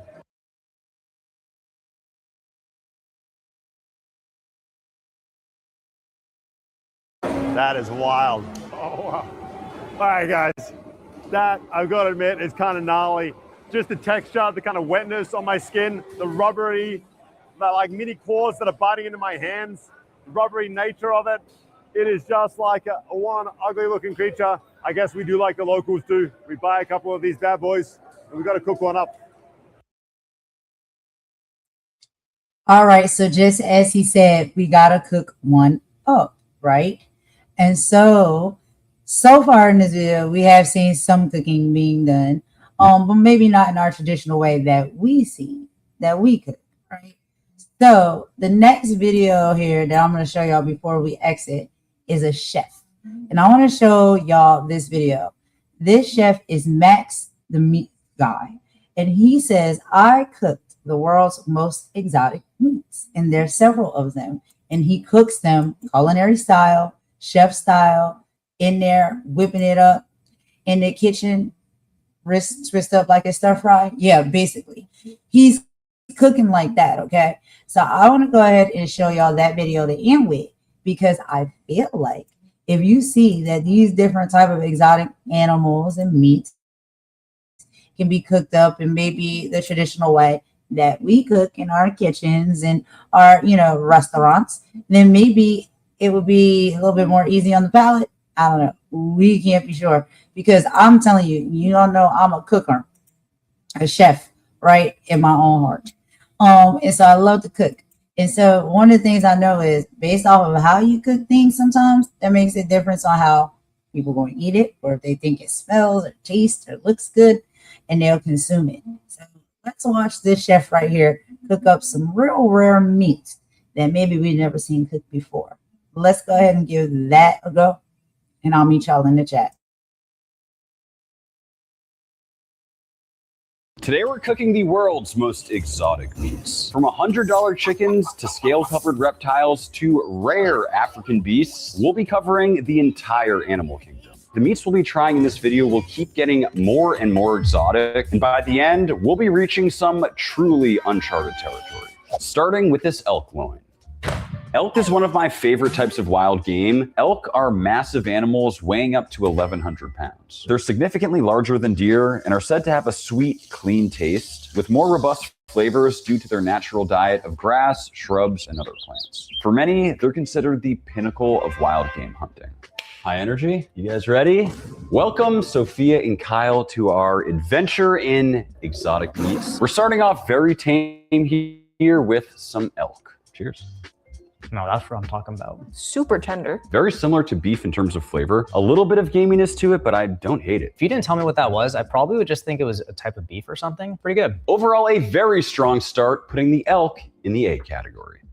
Next up, we have water buffalo filet mignon steaks. Water buffalo can be found all over the world, especially in Southeast Asia. And it's quite popular in India where beef isn't eaten. Some say it's more like tender and leaner beef, so let's give it a shot. What do you get when you combine water with buffalo? Water buffalo? Cheers. So tender. I'd almost choose that over beef. It's honestly juicy. It's honestly dang. I mean, to be fair, this was $80 a pound and it is the tenderloin, so it better be tender, but still, this was fantastic. And we have our very first S tier. And next up, we have frog legs, and these guys are jacked. I mean, just check out those hamstrings and calves. No wonder they can jump so high. Frog legs are rich in protein, omega-3 fatty acids, and other vitamins, and they're commonly eaten in cuisines all over the world. The first time I tried frog legs was actually by accident. Turns out the Chinese word for frog and chicken are very similar, and when I was in China, I accidentally ordered them. I was in for quite the surprise, but I actually remember sort of liking them. Frog legs, Kyle, you got it. Frog legs. Frog legs. Oh my God. So is the Chinese chicken wings frog legs or is it chicken? Because I heard people was always saying for years and years and years that the Chinese fried chicken wings is not actually chicken wings, it's something else. Are they frog legs or are they chicken? And I have heard, because I haven't tasted frog, but I have heard that frog legs taste just like chicken. Child, is they cooking us up frog legs? Is they cooking us up chicken? Either way, I love me a good fried Chinese chicken wing. Whether it's a wing or whether it's a leg of a frog. I don't know, child, but it tastes good to me. Anyway, that was just interesting that they said that. And then I looked at how it looked on the plate. I'm like, wait a minute. That looked like the chicken wings that I be getting from the Chinese restaurant. Is it frog or is it chicken? We can't be sure. Anyway, it tastes good to me, y'all. I'll be eating it. Let's go. And we're gloving up for this one. Looks like a roided out chicken wing. Look at the size of that. Everyone always says it tastes like chicken. Cheers. This tastes like a chicken wing. No shit. Last time I ate it, I thought it tasted way fishier. This time it tastes way more like chicken. Maybe that's because it's fried, kind of like a chicken wing. I'm getting a little bit of fishiness though. It's like a fishy chicken wing. The texture is also kind of like... It's like a flaky white fish. Yeah. All that being said, we're gonna put it somewhere in the middle and give it a C. All right, get home safe, Sophia. See you later, alligator. Same to you, kangaroo. It's time for gator. I've had very mixed experiences with eating alligator in my life, but now that I'm officially a certified Florida man, it's time to give it another shot. Perfectly battered and fried, at least visually, these give McDonald's nuggets a run for their money. Are these tater tots? Gator tots. Oh, yeah. Just going in. This could pass for a chicken nugget. Ooh, though it is a little stringy. This tastes less fishy to me than the frog did. The texture is almost like overcooked dark meat chicken, but I like this. Meaning gator is a very solid B. Next up, we have Maui Nui venison rib chops. This right here is the highest quality venison in the world. And believe it or not, this is venison that I actually harvested myself. The key to these high quality rib chops is cooking them to medium rare, and we're keeping it super simple over the grill. To me, this is the Wagyu of venison.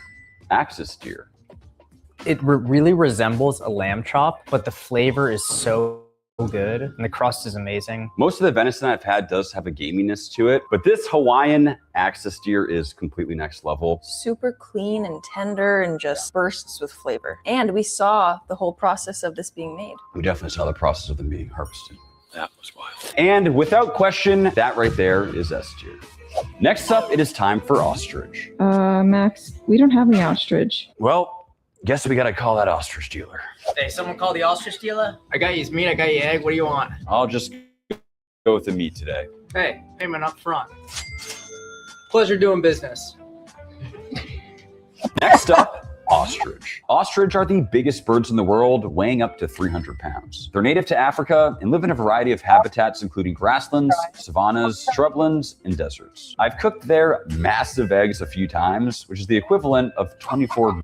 Would y'all try ostrich meat if you haven't had it? Or have you had ostrich meat or ostrich eggs?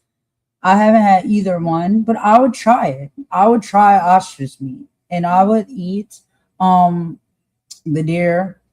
I've had some deer meat before when I was in culinary school. They did like a little test or whatnot where they wanted to try to fool us. And so they fried up like a deer steak and they gave it to us to try. And they had a lot of different things on it was like a poo-poo palette, whatever they call it. A mixture of different things on the plate. And they had us do a tease test of it. And so for me, like I've never teased deer before, I've had steak, but I tasted it and it tasted a little different, a little off or whatnot, but it was good. Like it was seasoned really good. It was very tender. And it was tasty to me. And then after we ate it, that's when they presented to us exactly what it was. We didn't know. Like we just were like tasting it blindedly.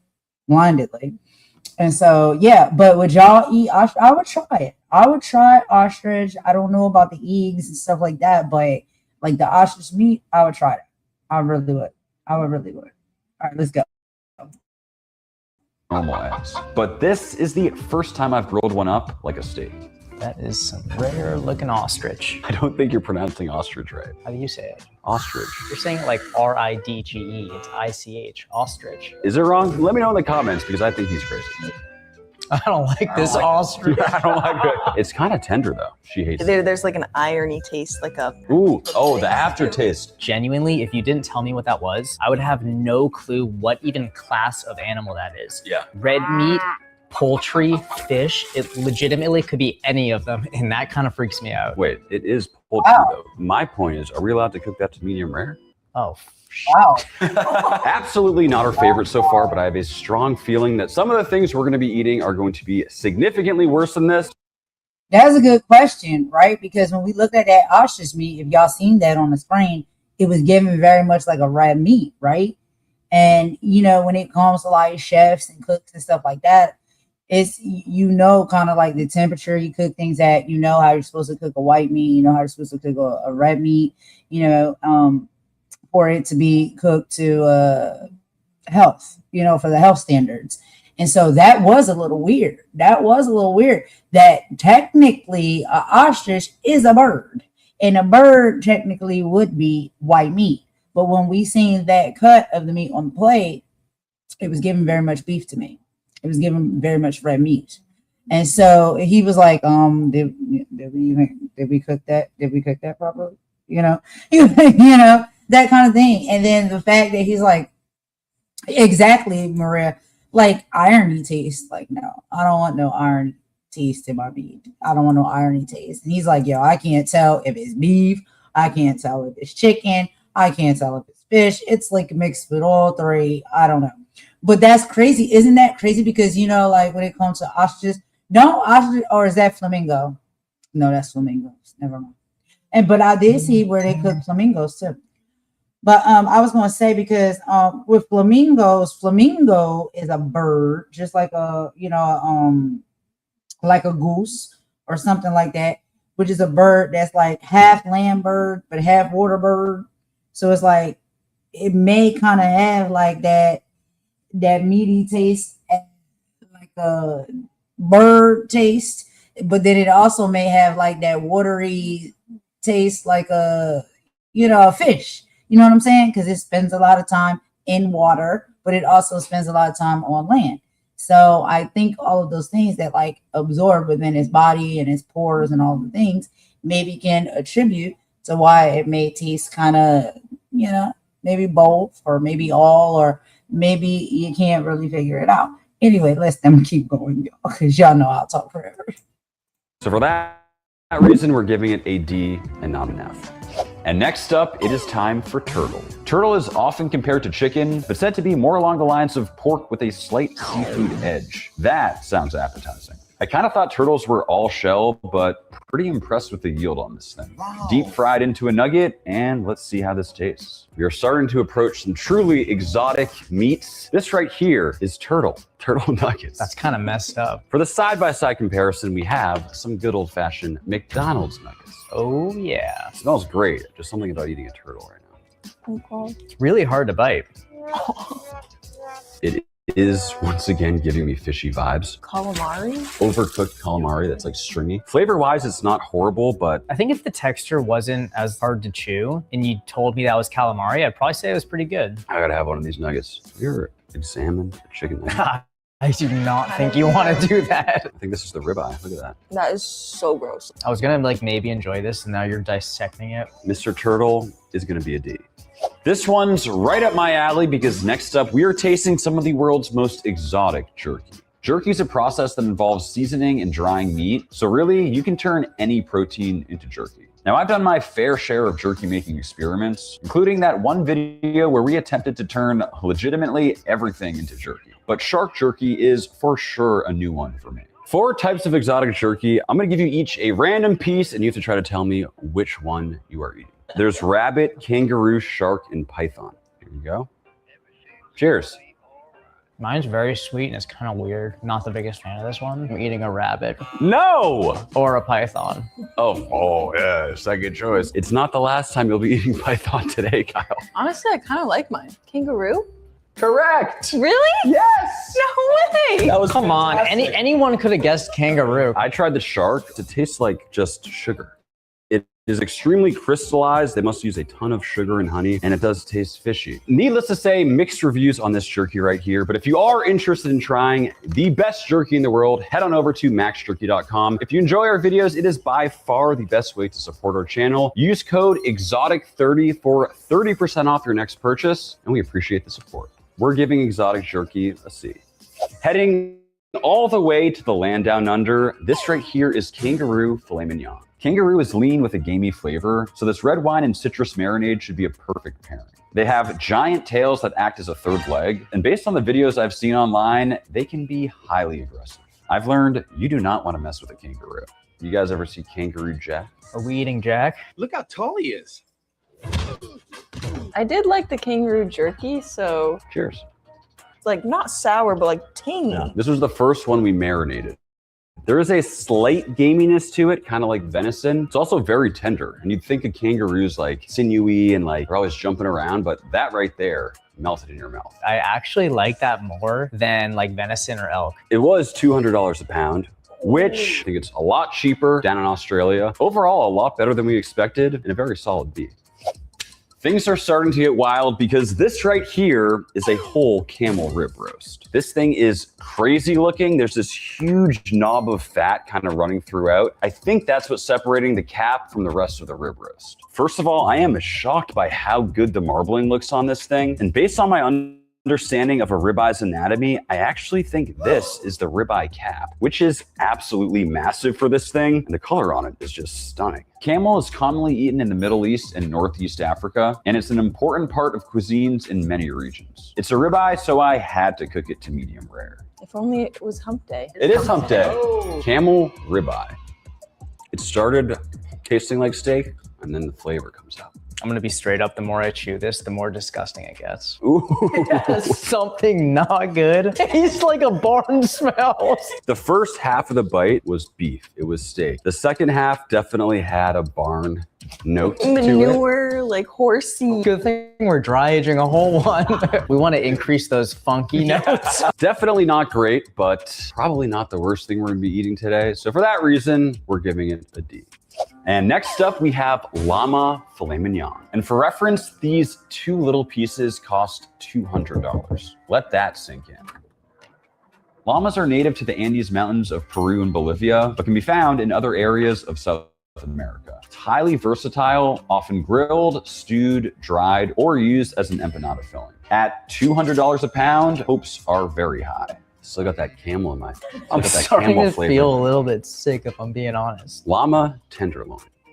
It's not bad. Very unique seasoning profile on it. The meat itself doesn't have any funky flavors. It's really good. It's not gamey. It's really clean. A little less tender than a typical tenderloin would be, but I like the chew. Especially coming after the camel, I am very pleasantly surprised, and we're giving it an A. This is not your average chicken. What we have in front of us is a $100 Bluefoot chicken. The Bluefoot is a Canadian chicken hybrid bred to resemble the French poulet de Bresse, a super premium chicken known for its incredibly rich, juicy, and tender meat. Many chefs around the world praise the chicken as being the most flavorful, and though it's often recommended to be turned into a soup or braised, today we roasted it to try and really experience that flavor. A very welcomed sight, we have roasted chicken. Is there a catch? The catch is that this is the most expensive chicken I could find. It tastes exactly like chicken. Tastes more like turkey to me. Fresh rotisserie chicken. Like your standard chicken. It's good chicken. Would you pay $99 for it? I'll let you pay $99 for it and I'll eat it. For sure a tasty chicken, but by no means was it worth the price tag. For that reason, we're giving it a C. Heading all the way on over to Africa, we have a $100 Gemsbok ribeye. Gemsbok live in the drier regions of Botswana, Namibia, South Africa, and Zimbabwe. They're 98% lean and extremely rich in omega-3s, as they are a truly completely grass and brush-fed meat. This diet is said to give their meat a delicate and slightly sweet flavor with hints of nuttiness. So next up, we have Gemsbok. Wow. So tender. That's a strong... Whoa, that was so gross. Really? That is so sad. I loved it. It was almost like it was waterlogged, and then I ate it, and then the juices came out, and it made me want to gag. I feel like I kind of get almost like a woody or earthy taste to it, but in a good way. Clearly some very mixed reviews for the Gemsbok between the crew here, so we're gonna put it right in the middle at a C.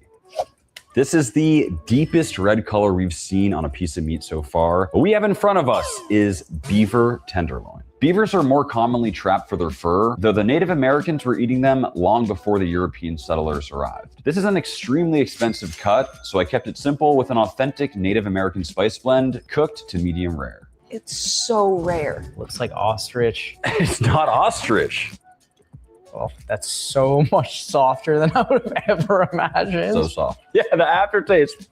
Whoever wrote on Google that it's a great meat to eat, if you ever had an iron tasting food or like just blood flavor, that's not good. It's even worse when you wash it down with the water because then you start actually tasting the taste. That cost $100. I think that gets an F.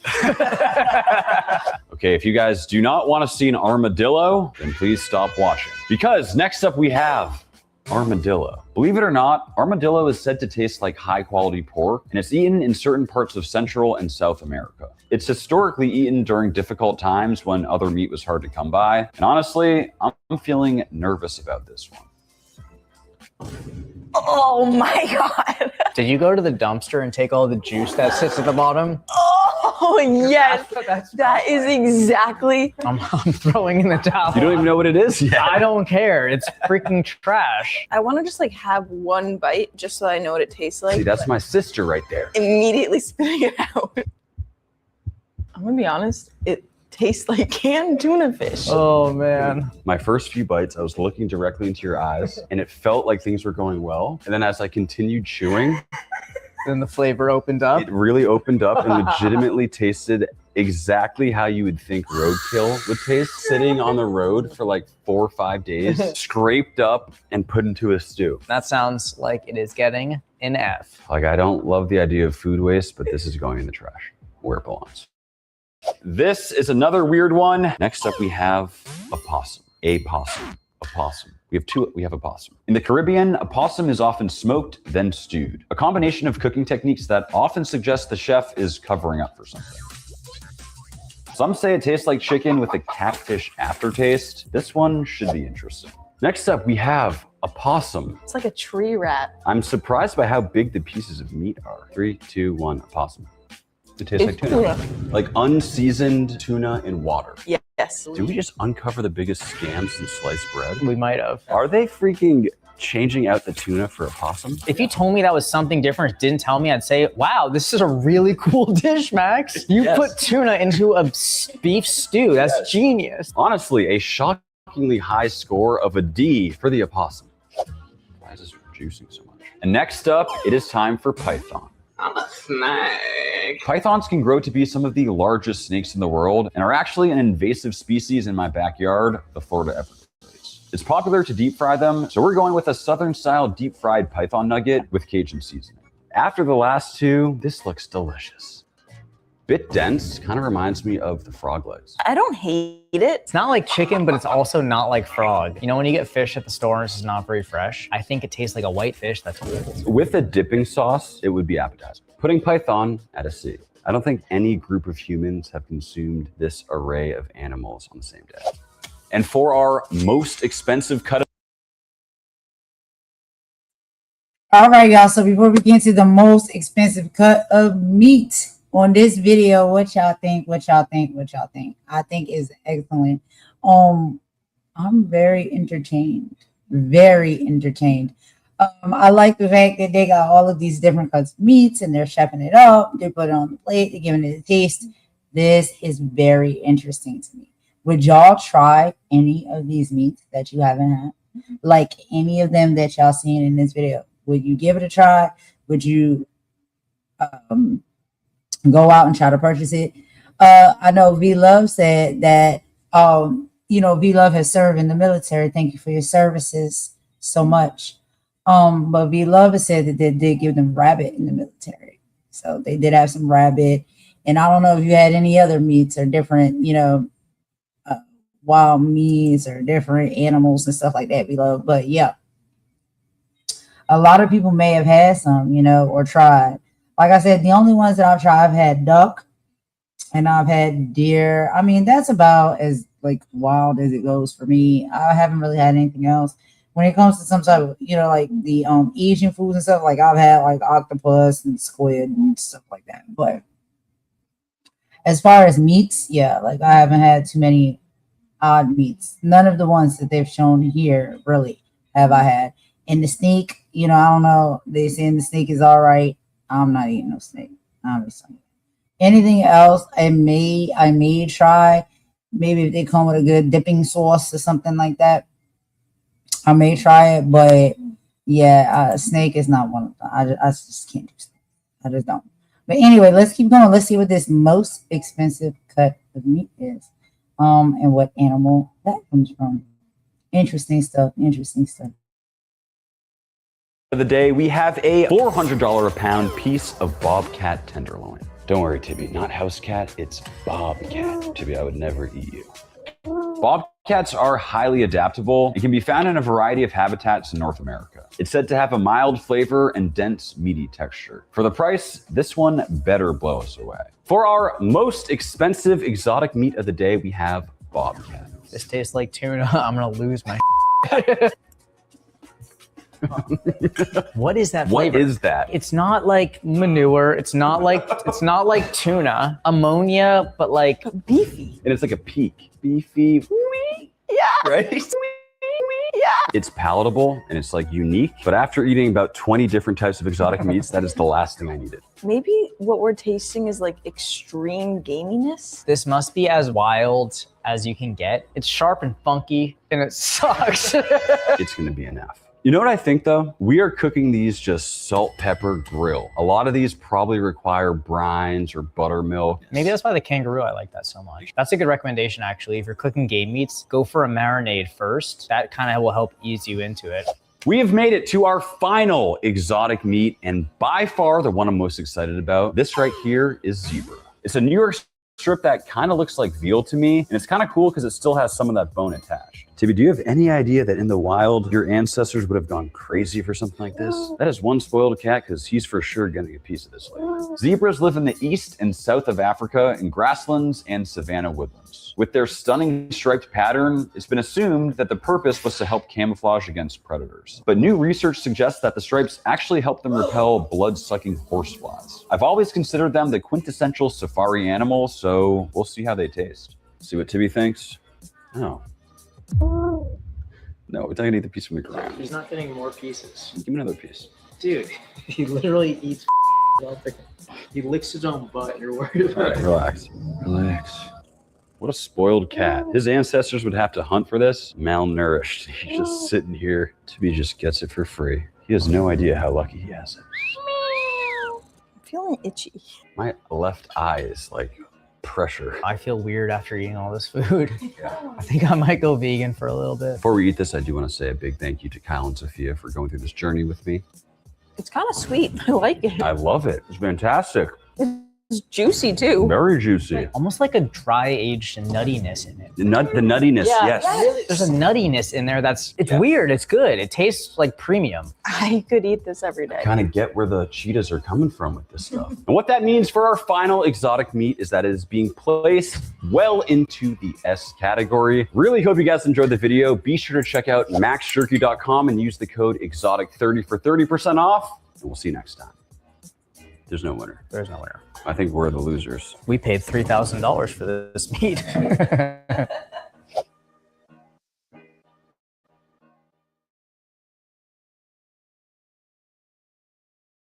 Olive oil. The olive. All right, my bad, y'all. So yeah, that was Max, the meat guy. And if y'all want to check out his channel, y'all absolutely should. Because he does a lot of great things over there. Really, really great content. Very interesting to watch. I watch him a lot. So y'all, that was him going over like several different pieces of meat, cooking them up chef style, you know, in the kitchen, wrist twist up like it's stir fry, basically, and throwing down. And they said zebra was really, really good. From what I heard, they said they seemed like they liked the zebra the most. So quite interesting. Would you guys try or eat zebra if you could? You know, they said it was very expensive. And through all of those meats that they purchased, they spent about $3,000, I think they said, total on all of those meats, cuts and stuff. So some are less expensive, some are more expensive. And, you know, that's one of the things sometimes that boils down to what we eat with our palates as well. A lot of people eat what they can afford, and some people may not be able to afford those different cuts of meats, even if it is something that you might want to try or give a try, whatever. But anyway, y'all, this is just a part one to one of these segments that I'm going to continue to do when it comes to the food stuff. I'll be doing taboo foods. The next one, y'all, please stay in tune. The next one we're going to do are aphrodisiac foods. That's going to be my next that I'm going to do when it comes to the food, under the food umbrella. But yeah, I wanted to do some of these taboo foods today, like some really crazy, weird things, y'all. But we did good on time. We're hitting right at the 2-hour mark. So what I'm going to do is thank you all so much for joining me. I really appreciate it. Anybody who came in, and even if you were listening from the bushes, if you enjoyed the video, you can drop down in the comment section and let me know. We'll be doing more stuff like this, like I said. But we're going to go ahead and end this out, y'all, of course, with about per usual. And I will talk to you guys on the next live. You can't be sure what it's going to be, child. We got a little bit of everything over here. We got politics. We got history. We got food. We got everything. We'll talk about a little bit of everything because there's so many things in this great big world to talk about, right? So thank y'all for joining me. I really appreciate it. And I hope y'all enjoyed the live. V Love says, awesome. Thank you so much. I really appreciate that. I hope you enjoyed it. It was fun to go down that path together, right? Because as I was watching, I'm watching with y'all, and I'm just like, ooh, I don't know. Could I be able to eat these things? Would I eat these things? We can't be sure until maybe we are in that position or in that area, right? And so, yeah, I think that type of stuff is really dope and cool. But yeah, let me end it with a bop, y'all. And I'm going to talk to y'all on the next live. I hope everybody has a wonderful rest of the day. Love you all. Thank you so much for the support. Like, comment, share, subscribe, all of the things if you want to. And I will talk to y'all on the next live. Golden out. Bye.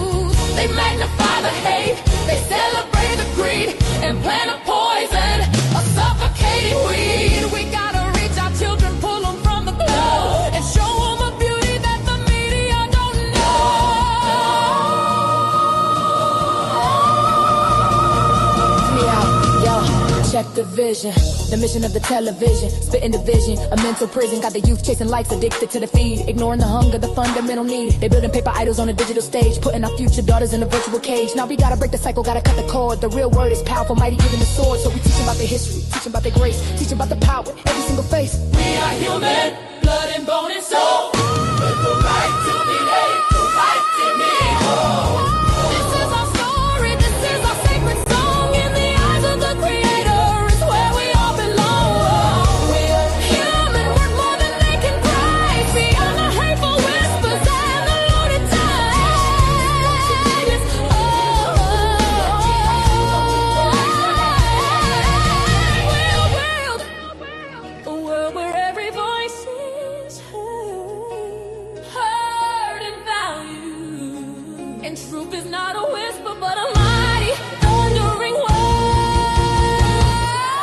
Justice, a word of peace, a promise that the fight will never cease. This ain't just a track, it's a call to action for every mother, father, every single fraction of the community holding it down on the ground. Time to get loud, make a revolutionary sound. Look your child in the eye, tell them that they matter, tell them their spirit's something to know like a shadow. Tell them knowledge is the weapon, love is the shield, and the truth is the harvest. We're gonna grow in this field. Yeah. Oh, yes we are.